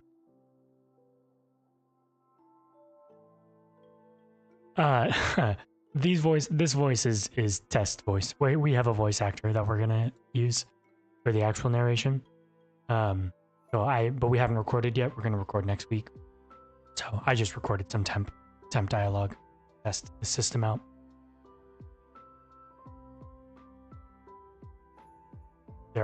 Each clip is like sounds a little different because while I was recording them, I was testing out how I wanted to edit them. So not clean audio. What do you want to change? What are you not satisfied with? It looks really cool. Okay, I will check chat when I get back, but I really have to go to the bathroom. Okay, sounds good.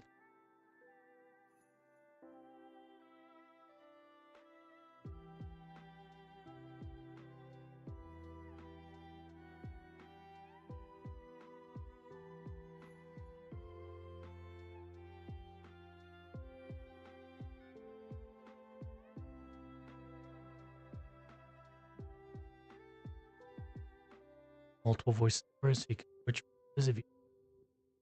No, I think we're just gonna do the one.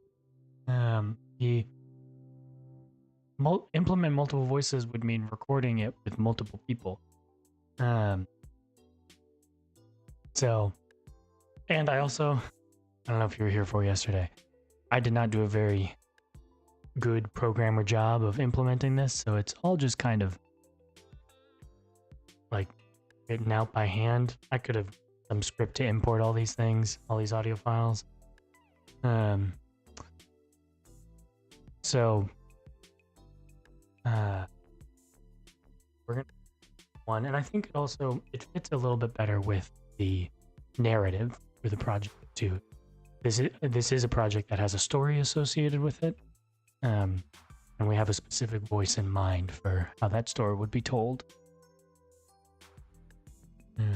Which is why we're hiring a voice actor, not doing it ourselves.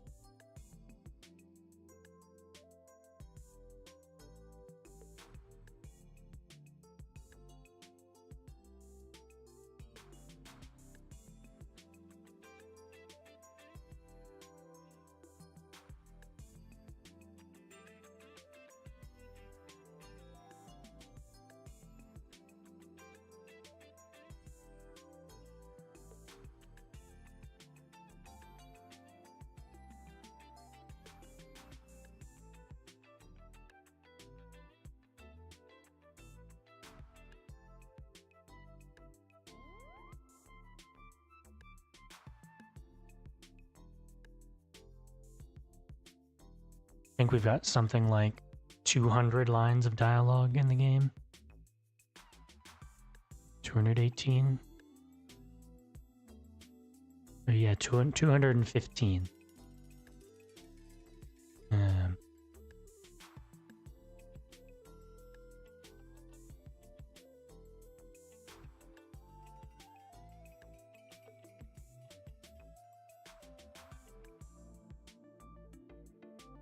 Printing. Navigation should not have...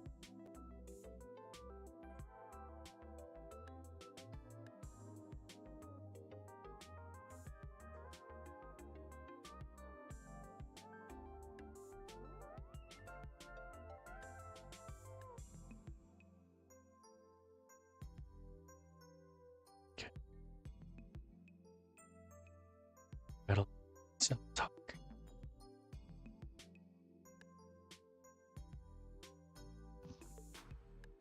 I'm back. Welcome back.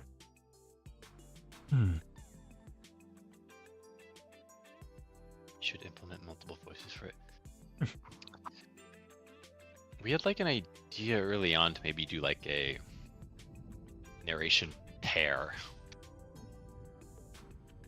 Oh, to have like two narrators? Salmon are Yeah, truly I think remarkable we talked creatures. about that for a little bit, At the end of their lives, salmon Oh. will return to the place. which is different than what Pixel was saying. Yeah.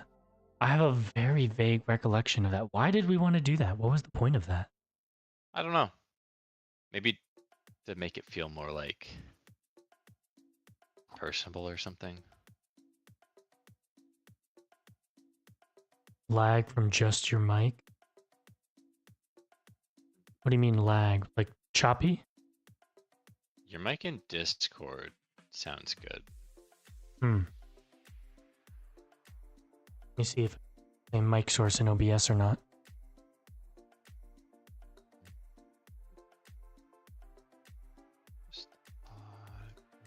Okay, should be good. It could be because I keep stepping out of the audio here. Here, I'm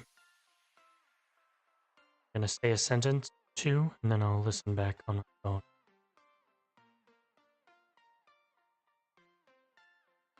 Okay, we are Galama Games, and we're currently making a physics platformer where you control a salmon using only 2 buttons. It's called Upstream, and you can wishlist it on Steam right now. Pitch.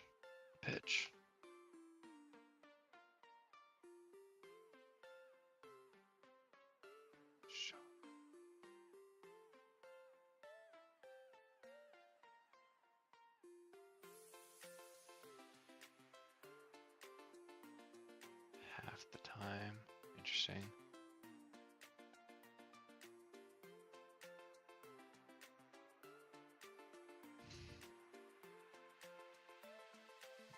It probably has to do with whatever the noise gate is that I got set up. I don't really know how to use it, so like I said, I don't really know what we're doing. We don't really.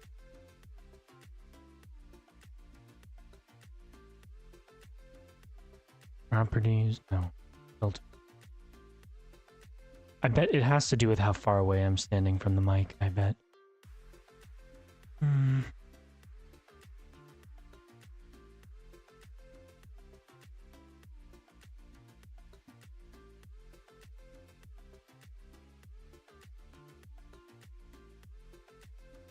Okay.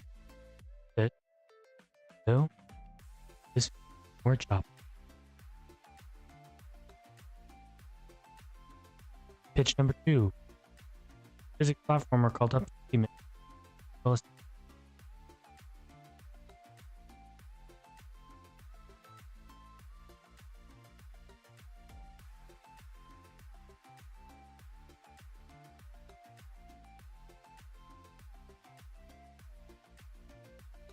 that was so much work. Oh, that was the wrong way. Oh, uh-huh.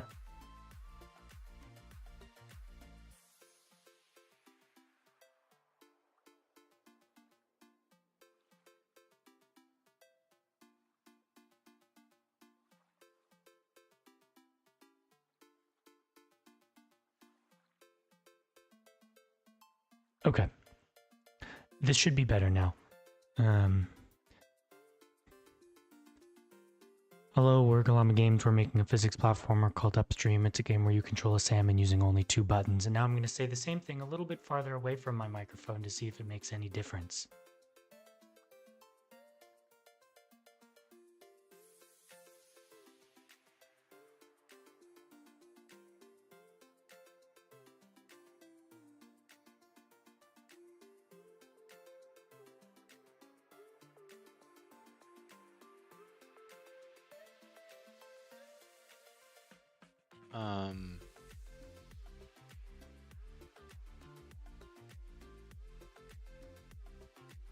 Where did you see?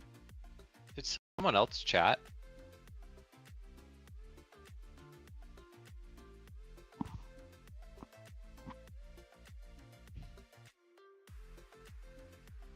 Hello?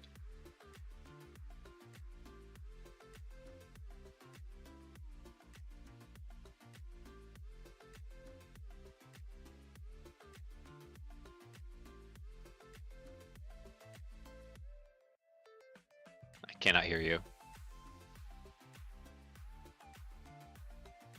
I don't think I unmuted my Twitch. I can't hear you on the stream. My mic was muted. I fixed it. But I did fix the thing. What were you saying about someone else chatting? I didn't see anyone else. I thought you said, oh, X, we were making a... Oh no, I was just repeating my pitch line to test the audio. And then, last question. Are we on YouTube horizontal right now? Yeah, we should be. 'Cause I can't find it. let's see. If you go to our YouTube channel, Usually I can find it. and normally I will go to the live category. Oh, weird. Maybe we're not on YouTube horizontal right now. It says we are, but I can try resetting it. It's okay. Like we don't. I Yeah. don't think it's super important unless someone's like, "Hey, start YouTube Live." But Yeah. No, I think some wires might have just gotten crossed somewhere. it's fine. Just wanted to make sure I wasn't going crazy. Yeah. Okay, I need to go to my volume mixer and turn down upstream so that it doesn't blow my eardrums out.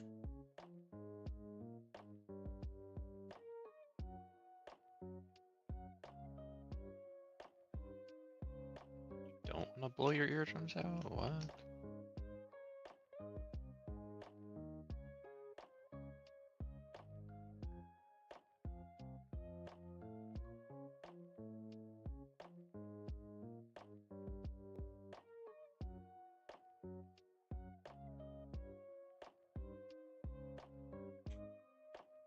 Oh, wait, fall. Would any falling lights?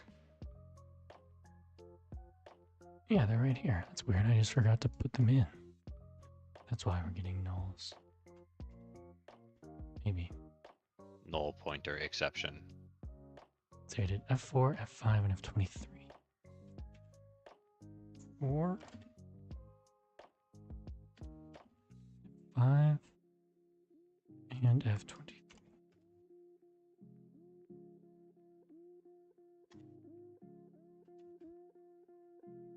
Yeah. Now we're cooking. Now we're cooking. Let's lock in. Wait, what did that guy just say? Hmm? Oh, some random song I'm listening to. Oh. They like said a lyric at like some like MK Ultra thing, like triggered a memory. Huh?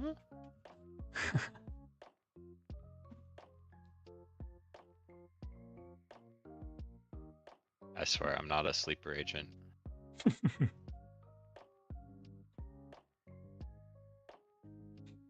Okay, let's run it. See what happens.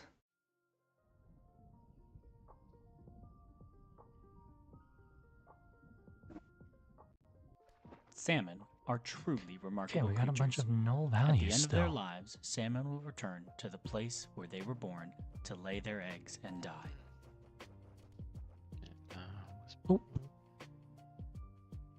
Work? no, it did not. Expected end of statement after variable declaration found identifier instead. Contemplated on stream Hi, Nim. Jump up. because it's already been assigned See. once, probably. Can we see you on stream if you jump up? Come on, buddy. Yeah. I don't think you fit on stream. Hi. If I move like over here, drag you over here.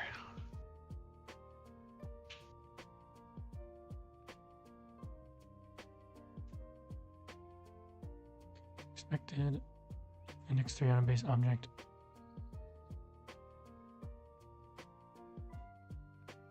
Dang. The background filter is too strong Dang. to get cat. I want cat. Let me think. If I move this. Okay, wait, let's do a little Discord. Okay. Hand is here. Cat is here. Cat's getting cut off by Trello. I need to move cat more over here.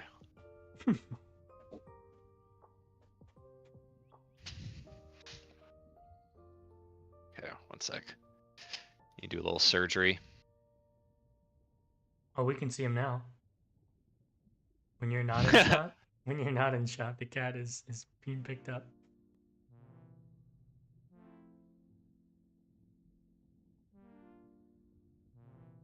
Stop. Stop.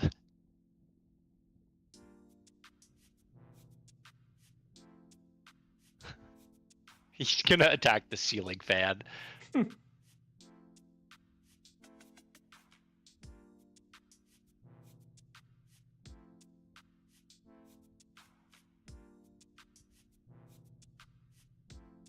is reaction getting triggered all the time? That's not right. Wait, let's open up broadcast. Don't you dare jump.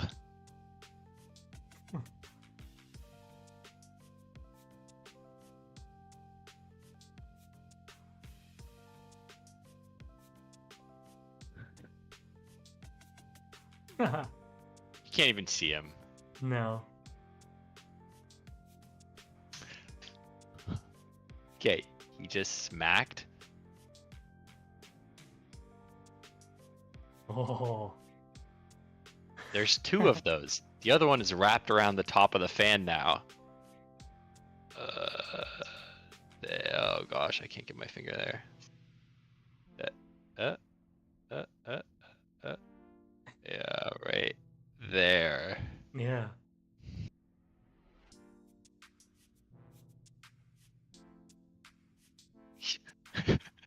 Let go of that.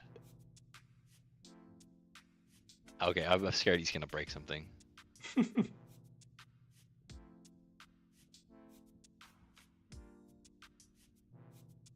going back to background mode.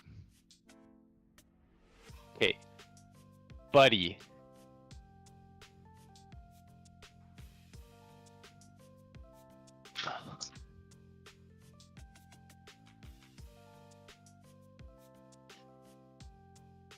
It's an enormous Down. cat tower you guys have. It's crazy. This is their. We got this one kind of cheap. And it's their old one. It's so beat up. Yeah. But they love it. They love this one. We couldn't get rid of it. Let's see.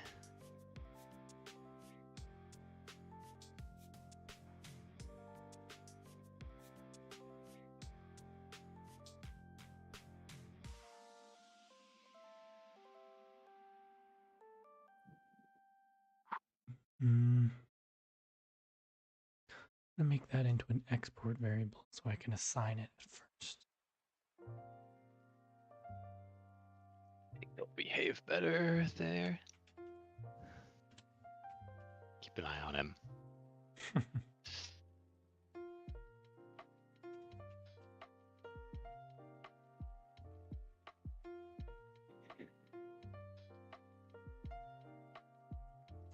All right, in level. Let's go find that first water body. Put it in.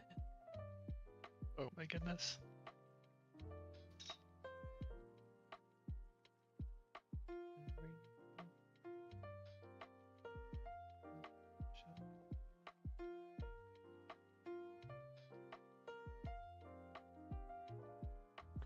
Two.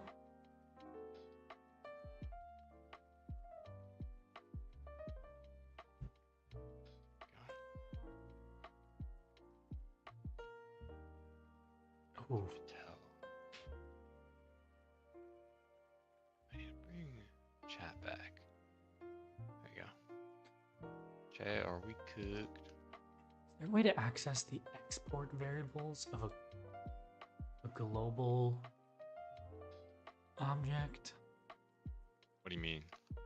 Like, in the same way that I can access Oh. other things that are in the scene tree, and I can don't see them know.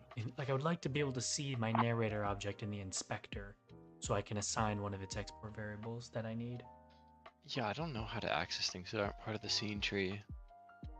Let me look that up and see if that's possible. You might have to like add them somehow. Yeah. Which I'm not sure if you can. Yeah. See Godot. See global node in inspector. Edit global Yes, scripts in Bonk, inspector. bonk.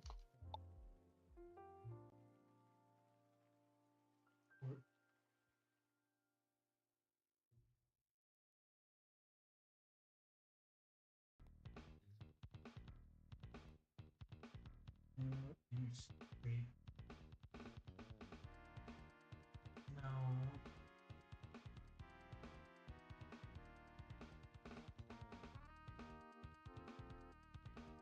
Huh.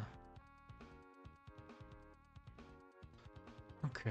Well, we'll keep looking at it. Sure, there's another way I can do this. Sure, sit down, just chill. Good. Yeah. Watch shows a lot with like dinner, Mm. or I like watch YouTube with lunch. Yeah. I watch. That's my show.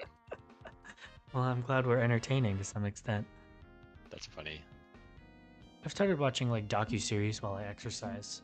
We have a stationary bike in our apartment, Nice. and it has like a desk on it. Oh, So I grabbed my laptop and I've been watching like National Geographic documentaries, docu-series while I bike in the mornings. Just kind of nice. that's cool. What was your favorite one you've seen so far?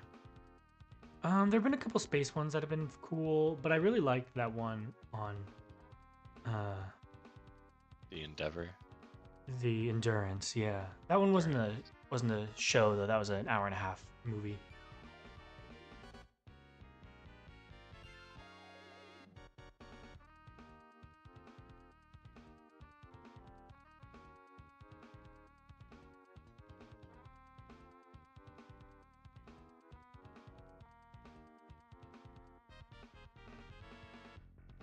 You watch more like movies. I really like movies. Just I don't know. It just takes so long. Yeah. It took me a few days to get through it because I didn't do it all in Only one sitting. bike for so long. Right, I'm not gonna bike for an hour and a half in one morning. Yeah. Like I got other stuff to do. I know. I've been like trying to find efficient ways to like exercise. This bike is really nice. We got it used, and it's like in our sunroom where it's really really cold, and so it's kind of nice to go exercise in there because I don't feel like I get super hot. And I can and there's like it's got a back on the seat, so it's kind of like feels lazy.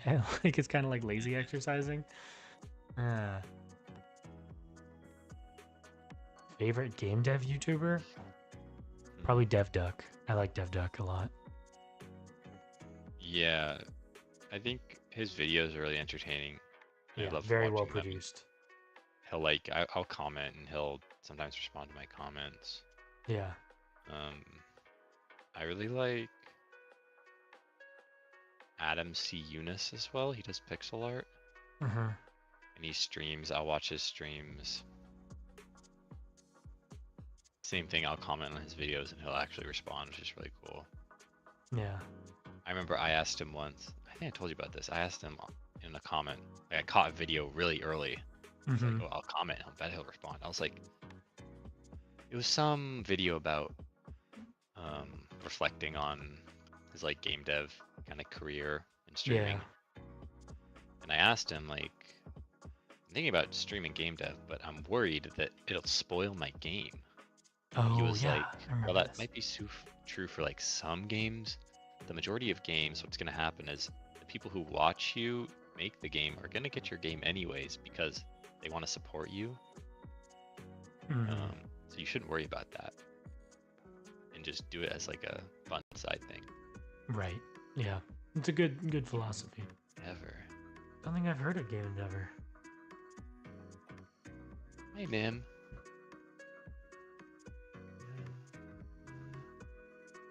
Yeah, I have not seen this guy. There's a guy, Godot Nears. Godot Nears does some pretty good Godot tutorials. That I like. I'll send it in chat. Some of them are kind of old though at this point. I'm trying to think of like game dev YouTubers though that have like release games. Cause like The Johan guy? Who did the interview with Chris? Who? He did the interview with Chris that we watched the other day. Oh, Tie Roller? Yeah, Jonas. Jonas It's Tie Jonas. Roller. Yeah, Yeah. Jonas, not Johan. Jonas. Jonas Tie Roller is definitely up there too. He makes good content. Oh, kind of game dev content, kind of adjacent. Ace Rolla, Oh, Ace Roller. the shader Yes. guy. Yes, the shader guy. Freaking love his videos. He said he's moving to Godot in 2025. Yeah, yep, I saw That's that. really cool. I'm pumped for some Godot shader tutorials.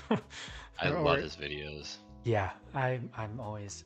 He's like the whole reason I like doing shader stuff because like everything he does with them is so cool. Yeah. We need to make a game where we could like go crazy with shaders.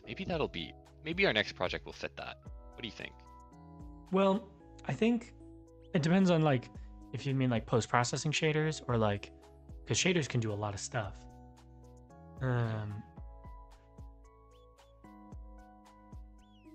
mean, we could do like a nice like 3D water, right? That's what I'm saying. Like, yeah, the water. Like, I'm kind of planning on the water being a shader in the next game. Wait, I think someone just knocked on my door. Okay. I'll be right back. Yeah, sounds good. Hold that thought.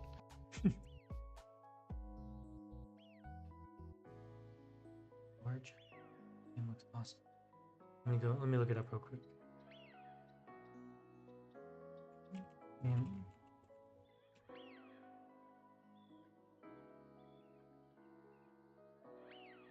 Oh, yeah. I think I've seen this before. I haven't watched any of his videos, but I've seen them recommended to me before.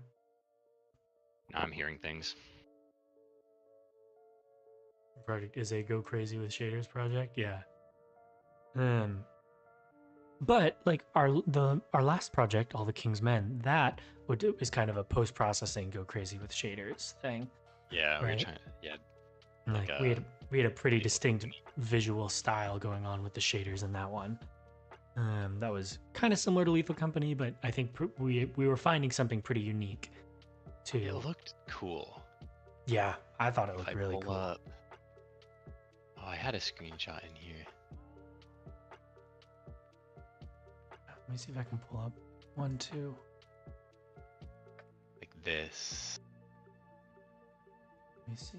This might have been early on. Might have changed it a bit. Oh, there's no edge detection. Oh, there's no edge detection there. Yeah. I'm sure I've got one in my screenshots folder somewhere.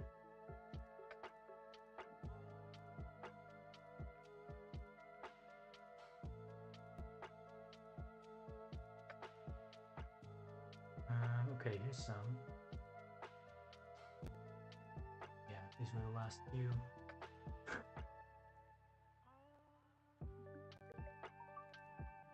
I'm watching the stream. Yeah, there we go.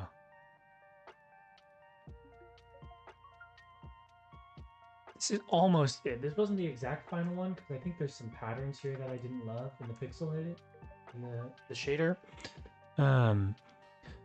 So this wasn't exactly the final version. Let's keep looking. Oh, that's definitely not it. Oh, this was it. Yeah. I think this was kind of one of our final versions of it. You spent so long on that, and then we were like, well, we got a really cool end of post-processing look. No game, but like... No game, but like, dang, this would look cool on a game. Yeah. Yeah. Somebody cooked here. Not the full meal. Right. Just the seasoning, really. Like... Yeah. Yeah, we made dinner with just salt. Just salt and pepper. Yeah. He didn't strike me as very interesting. This game doesn't look very fun. Game of Never Slayer is also a cool game. I definitely want when it comes out. That's cool. I think DevDuck's game looks really fun personally. I like the direction that it's going in. I would play it. It's my type of game. Yeah. Like open world kind of collecty, explory. Yeah. It's right up my alley.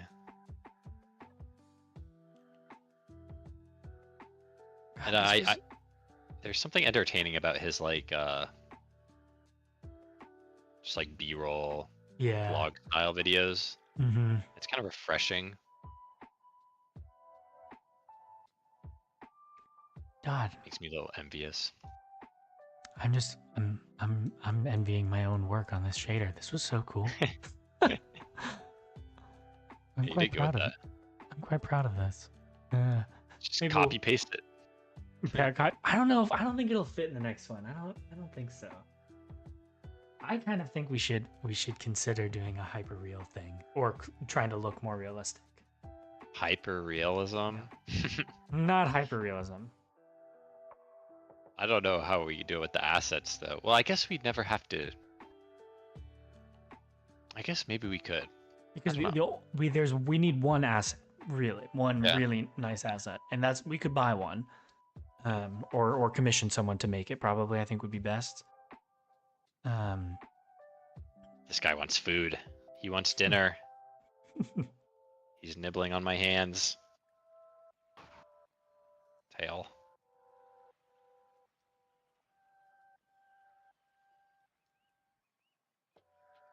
Buddy, it's not dinner. Nah, it's dinner time. Okay, need to set this. I have to be vigilant. If I feed him now, he'll wake me up. No. That reminds me, I gotta revisit our waterfall shader here too. There's a couple. Gotta make it look nicer, and there's a couple bugs that need fixing. There's bugs? Yeah, it looks different in the editor than it does in game in certain sizes of waterfall. I don't think I've seen that. It's noticeable in the larger waterfalls up in the lake. But the thing is, it's just not noticeable in the smaller waterfalls. You can't really tell. But it is very blatantly appearing differently in editor versus in game. I gotta figure out why. Weird. Yeah. The only thing I was still thinking about we had to do for waterfalls was find a way to make them obviously not swimmable. Yeah. I think adding current style particles into them will kind of establish that because it's the same visual language, right? Current pushes you back, the waterfall does too, but it's really gravity. Yeah. Yeah, I think that's a good plan. The heck was that? Okay, there was for real a sound. I'll be right back. Because my cat reacted. I don't get why people have feeding times for pets. Dog food isn't very tasty for animals, so they only eat what they need. No, I think it. I mean, I could be wrong. I guess I don't really know. I think it is tasty. Like there's food that they like and food that they don't like the taste of. And some that they really like the taste of, right? That's why treats are a thing, right? Because they taste amazing. And there's certain cat food, at least for our cats, that they very much prefer the taste of. And also, our cats, at least specifically, we have the problem of our small cat will, for some reason, he will gorge himself. Like, so will my cat, yeah. he will That's our problem. He will eat too much, which is weird because for some reason I thought that wasn't a thing that happened. I thought cats didn't. Maybe dogs don't do that or something. I don't remember. No, they both. It just depends what you have. Some animals do, some don't, right? But yeah, our cat bird will. Like there have been times when we haven't been in the house, and we've left their feeding bowls too close to each other, and because he's a bully and will push his brother out of the way to eat his food, we get home at the end of the day, and our bird literally, you can feel his stomach is like bulging because of how much food he's eating. Because he's a tiny cat, and he's not big, and he's eating so much food because he ate twice his share that day. Yeah. Yeah. The feeding times just kind of help us regulate. It's like always do Yeah. it at the same time every day, so we know we're not like over or under feeding them. Yeah.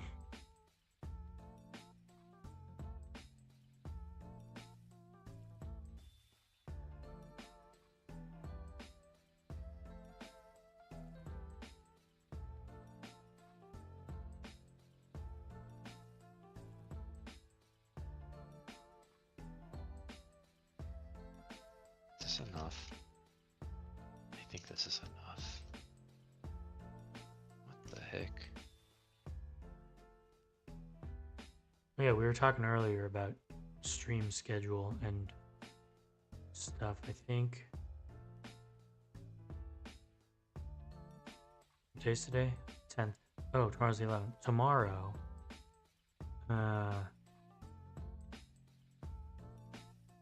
Tomorrow, I have to be somewhere at a time in the afternoon. I gotta find it in my schedule here.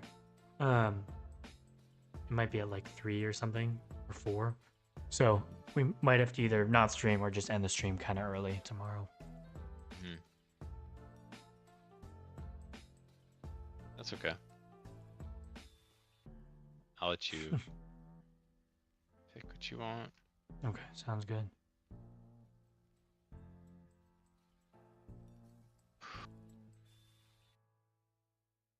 Can you like go over here?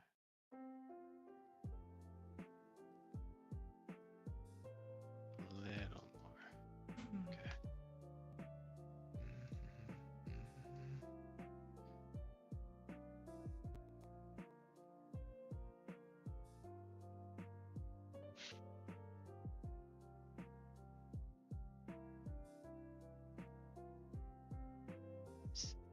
Yeah.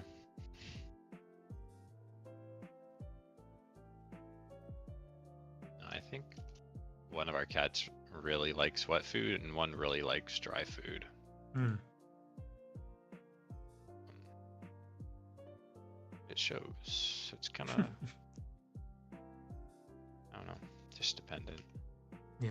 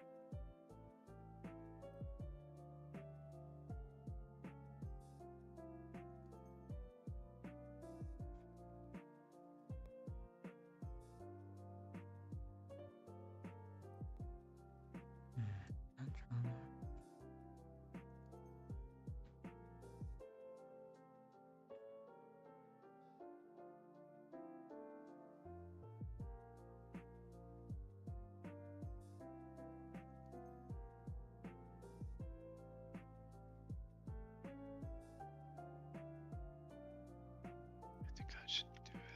I think. Yep. Okay. Check over here. Yeah. Okay, let's do that side.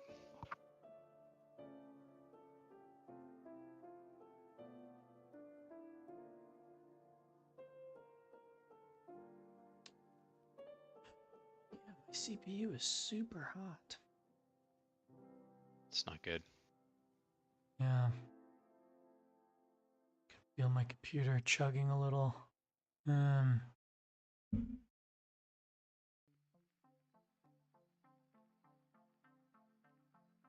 Probably should order some new thermal paste and repaste it, I guess. I just ordered screwdriver kit to open up my laptop. I lost mine, but I had to go through and look for it. And I eventually found it. This kit is so nice. This is got me through like 3 different PC rebuilds and a couple laptop maintenance, Switch maintenance. It's Or no, nice. I had to get a new screwdriver for Switch maintenance, but So go to your PC or hot. you have to get Third software party. for it. MSI Afterburner is what I use. And it comes with a statistics server that you can use. Here, I can actually show you what it looks like running in our game. You can set it up to like give you oop. How's that happening? Identifier instead? Oh.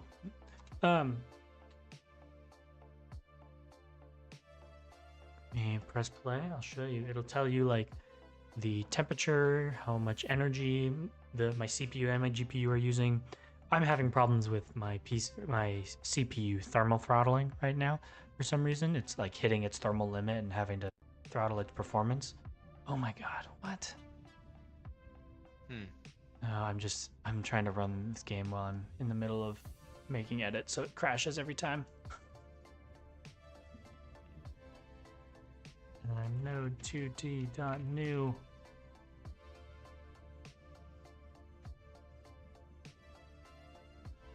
Okay, one more try. Now we'll get it. I don't know if you can read it. In the bottom left corner here, it says a green number and then a blue number. The green number is my my GPU, and the blue number is my CPU.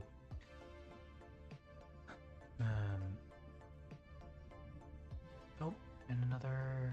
Oh wait, that was just a breakpoint. Never mind.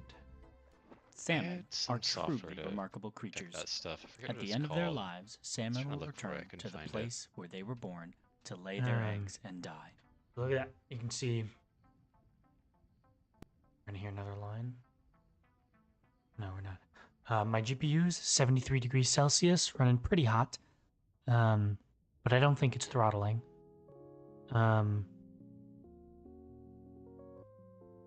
Using 3,500 megabytes of GPU RAM. My CPU is hitting 94, 96, 95 degrees. The throttle limit is 95 degrees. So it 100% is throttling right now. But still holding solid 60 FPS in game, which is good.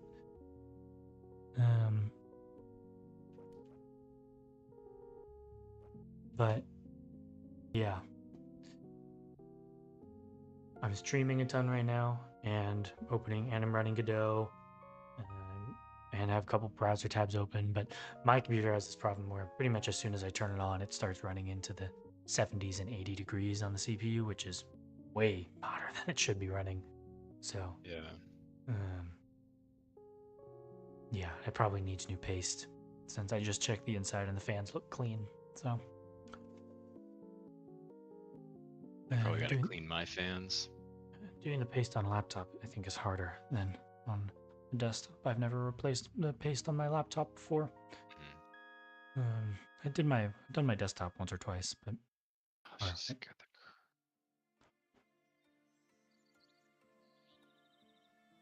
cat started spinning the fan annually. Scared me. I saw shadows moving. Yeah. No, that's like a fear of mine, is that we're like grinding this project out in my computer like bricks for some reason. Oh my god. And then I have to like use my laptop or something. Yeah. Well, luckily, it's not a super high intensity game, and your laptop's pretty good, right? So like you could definitely do it on your laptop. Yeah, I like my prefer- setup. Yeah. Yeah. Efficiency thing. Yeah, I mean, I don't even have a desktop anymore. I just use my laptop as a desktop. Yeah.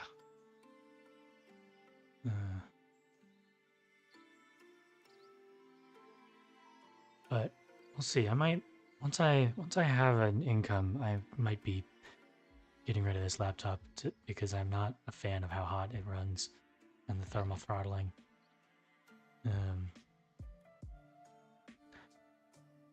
But I don't know. Maybe the new paste will fix it. Okay, yeah. Laptops are always kind of held back by their definition. Right. Like, they have to be portable and compact, so the limits. It's weird. Like my sister. The thing is, my sister also got a gaming laptop last year, same around a little bit after I did. And she didn't get. She was thinking about getting a similar model to me, but ended up going with a different one. How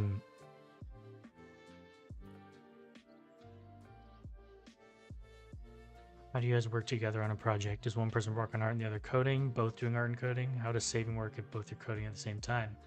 Pixel Lover, have you heard of version control software, aka Git and GitHub? Because that is the solution to that question. It is software that you use that keeps your code in sort of a central database somewhere. And so you can work on code at the same time, but when you save it and send it off to that server, it has to check and make sure that there's no breaking conflicts or overlapping conflicts. And so GitHub is the service we use to store our code in a GitHub repository.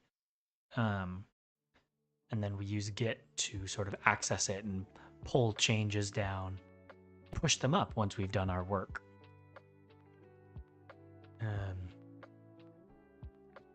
We can both code at the same time. Division of labor is not super organized, just kind of whoever wants to do what, for the most part. Maybe we'll be more organized on the next one. We'll see. Maybe not. Yeah. But I was saying my sister got a laptop, and she got hers is a smaller laptop than mine. It's only a 14-inch screen instead of a 16-inch, and it has a one like tier less of the GPU. Like I think she has a 4070 in hers, and I have a 4080 in mine. And then her CPU was an AMD CPU, so more power efficient than mine for sure. But I think mine is a better CPU. And definitely less RAM. I think at most she has 32 gigabytes, but that I don't know for sure. But her laptop is able to play things smoother than mine is. Most AAA games are pretty much unplayable right now for me, at least on their highest graphics settings. Oh no. Which is like kind of what I would want to, like, I'm going to play a AAA game and I have a laptop that cost me multiple thousands of dollars. Like, I want to play it on the highest settings, you know? Yeah. Otherwise, I would not spend that much money setting this thing up. Yeah. So I don't know if I just like made the wrong call on like the model that I got, and maybe I should have gone with like I think she has a Razer Blade, and I went with some Asus Republic of Gamers Zephyrus. Edgy machine. Epic. Yeah. 16 gigabytes in total, 2 gigabyte RAM. 16 gigabytes is totally fine. I have 16. 16 is totally legitimate. It is only now in the year 2025, excuse me. What the heck? Is it getting to the point where 16 might be considered too low for high-end gaming? But for the most part, 16 is fine. I got 64 on this one because I wanted to have so much.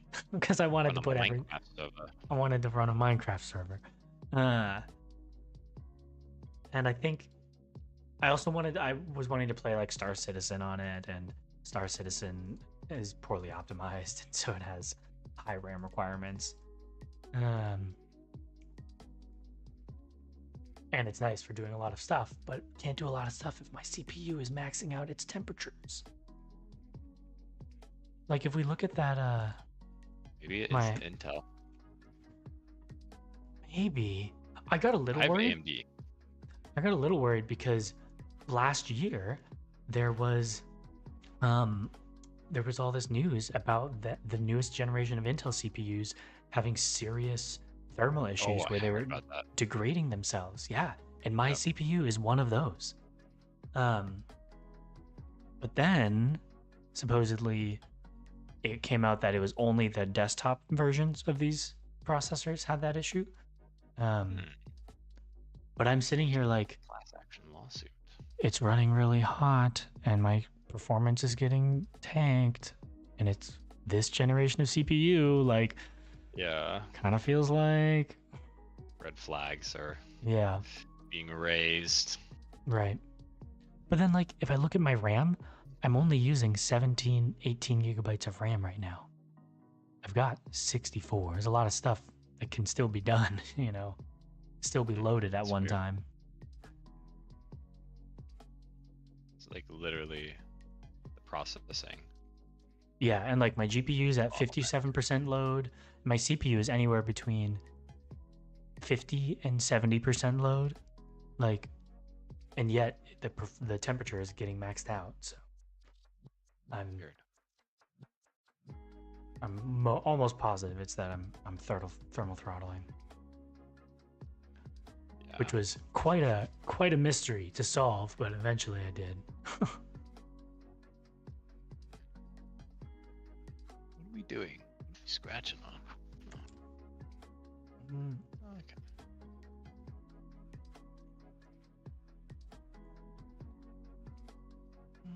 Main level is the game manager.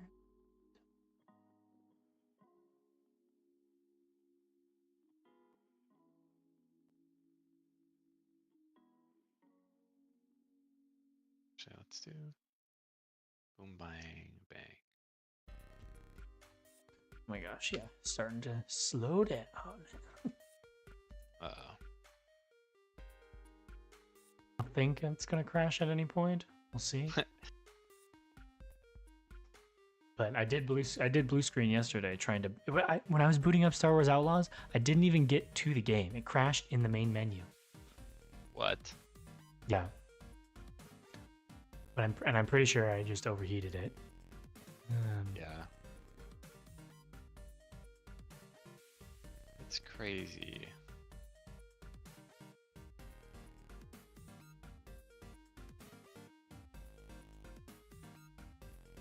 I still need to make sure my laptop still works after the little fiasco. Yeah. Weird screen. I'd never seen that before.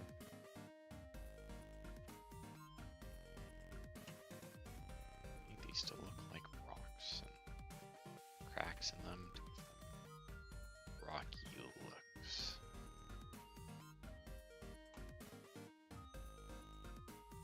Otherwise, just kind of like blobs. Radio dot.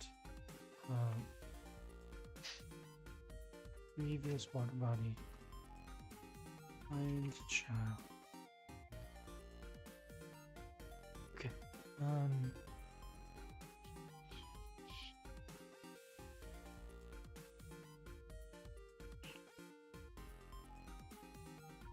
Nope. And now I also can't see my cursor anymore either. That's great. That is bizarre. It's only when screen sharing in Godot. It is only in the script viewer. It's gotta be a Godot thing, right? I think so. Yeah, I think because we there's only. found an issue, right? I think we did too, but I don't know if it was solved or not. I mean, if it was solved, I guess this wouldn't be happening. But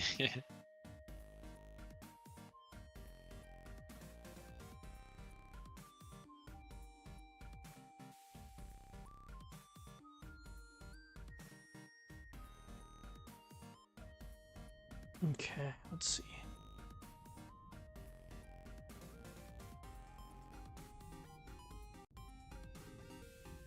Dang it. Global position on null instance. Previous water body, it says is a null instance. Really? No, not null instance. Not like null values. Shoot. It's doom. Why does it say no instance? Still doesn't feel Oh, I know why. right. It's saying no instance because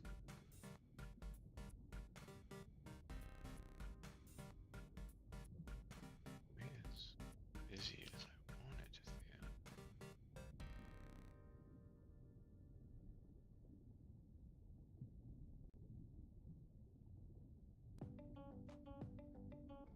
does find child only look in the direct children or does it look in the whole tree? I think direct child, I think you have to pass a separate argument to go nested. Okay.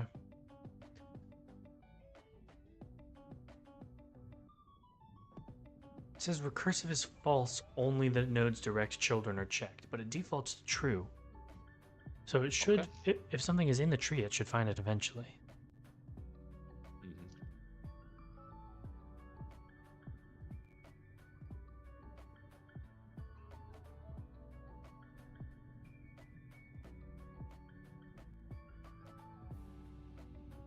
Mhm. Let's see. If owned is true, only descendants with a valid. This method can be very slow considering storing a reference. Okay. Use the get node with unique names. No, this one doesn't have a unique name, unfortunately. And my wrist to break. Oh.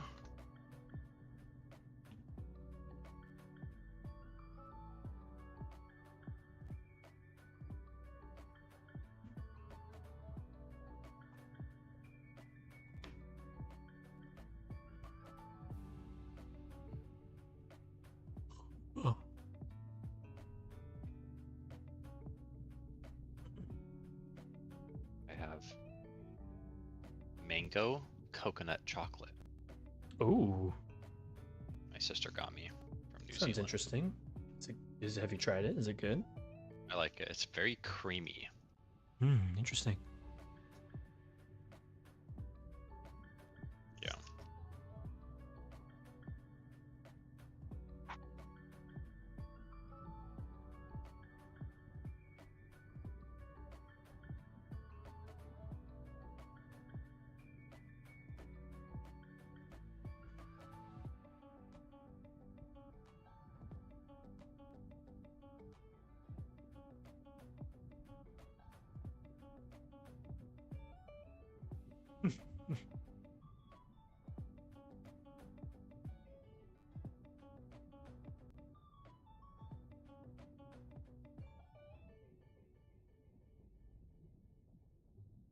It's interesting how relationships with your siblings change as you get older.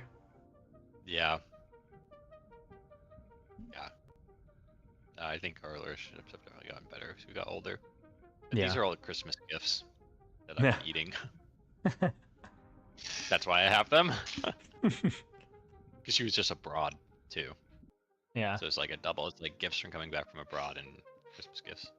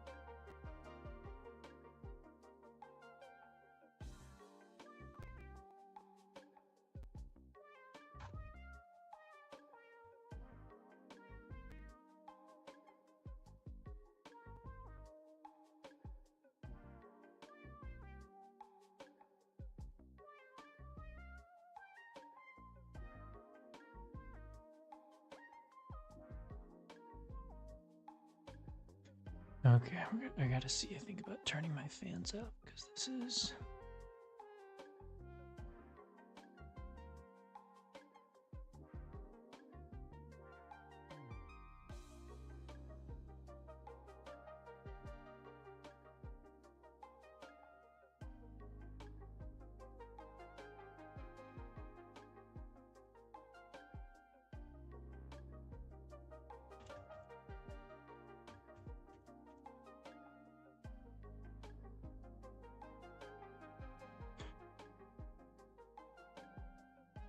see. Watch my temps. See if my temps change at all.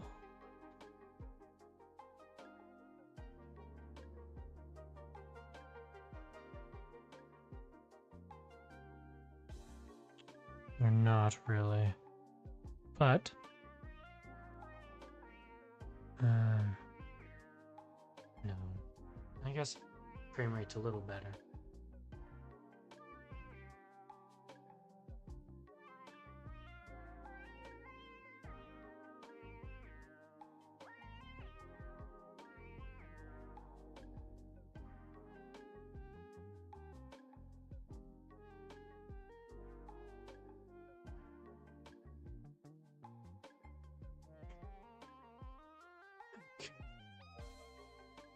Figure out how to get this water body, or I have to get this variable in the narrator to point at a specific water body before the game starts. Before the game starts. Yep. Why?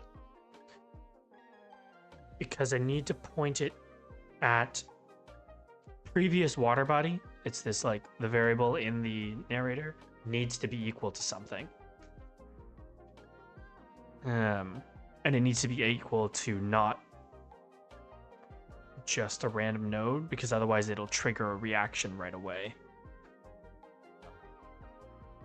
I guess I could just build in equal to a blank node TD, and if the node 2D is this one, then ignore the reaction, I guess. That would be the solution, maybe. Maybe I'll try that.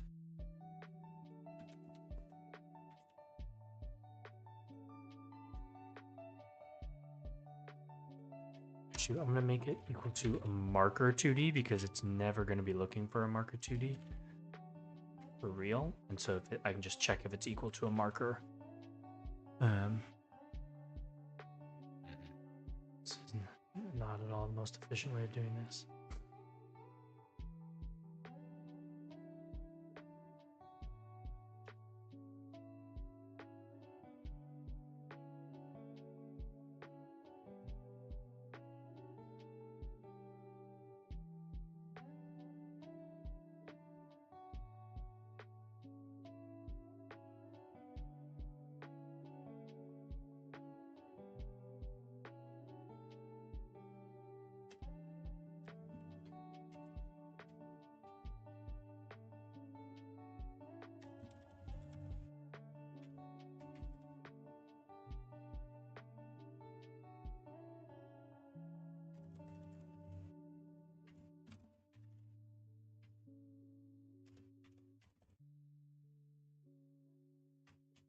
Okay, let's see if that works.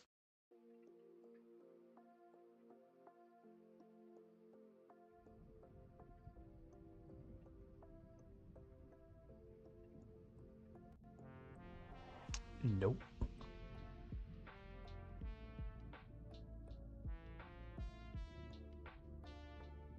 Previous water body is null instance.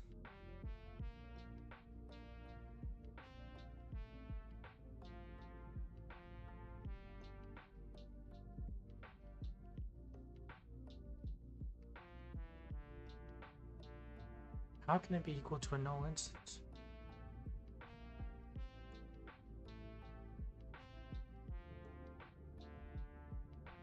Do I need to...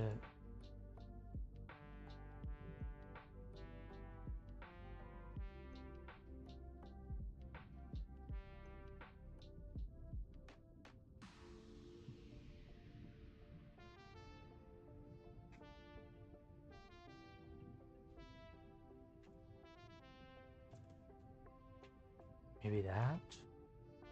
No.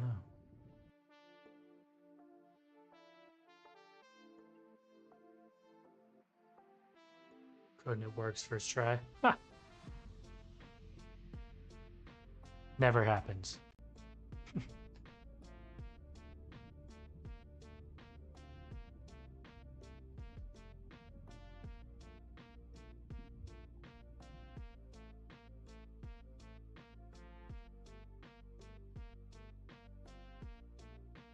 What is this?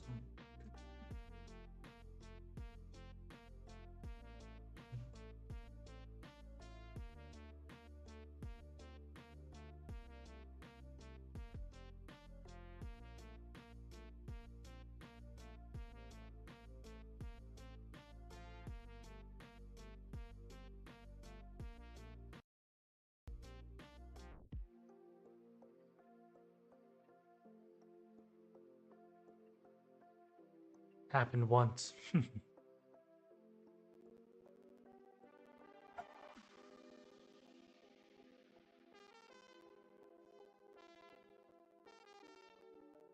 Uh-oh.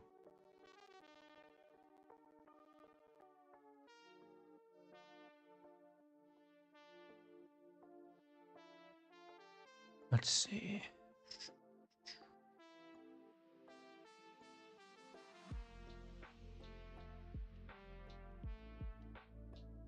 Hmm.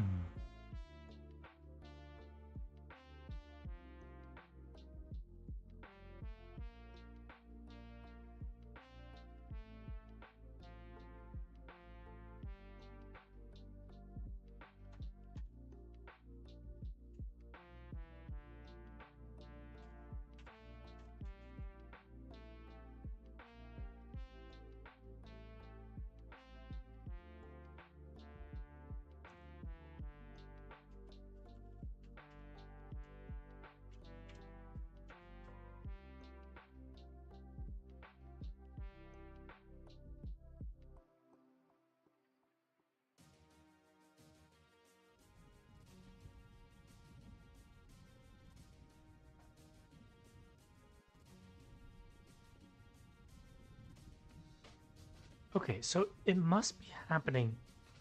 This is so weird. This method is getting called, right? This on water entered function that I've written. And it's referencing a variable that is saying, I can't find the global position because this is a null object, right?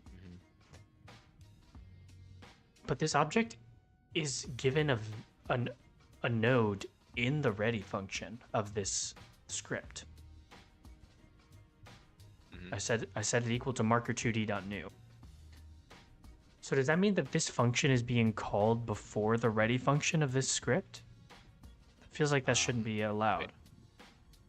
All right, see you, Pixel Lover. See you, Pixel Lover. Thanks for watching.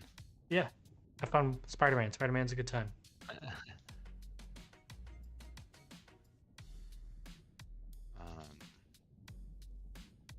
Okay, show me again. Walk through that. Okay, so we've got this node here, previous water body, which is it has to be a node 2D, and in the ready function, I'm setting it equal to marker2d.new, and then I am adding it to the tree, basically, right? But the error that I'm getting is on this line here. It's saying that previous water body is a null instance. And if I go down here in the stack to look at it, down here, it is null.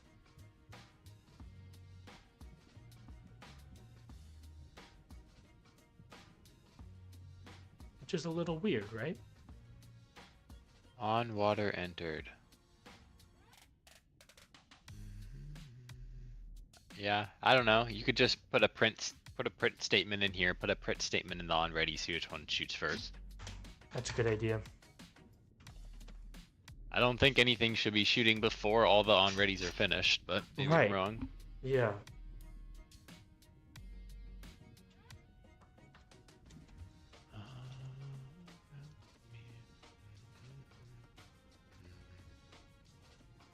Alright. Back to it. Back to it.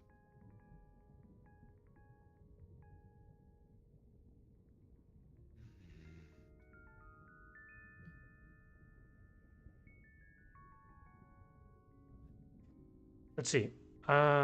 I might have to call someone back about my job here. So maybe we should end the stream a little early today. Okay. I just got a phone call that I missed, so and I'm looking at the message, and I think I should respond to it.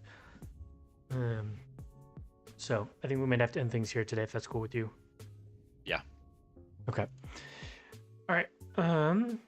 Let's call it a night. Thank I you, gotta feed the anyone cats. who's watching. We'll be back tomorrow for maybe a shorter stream tomorrow, but we'll be back.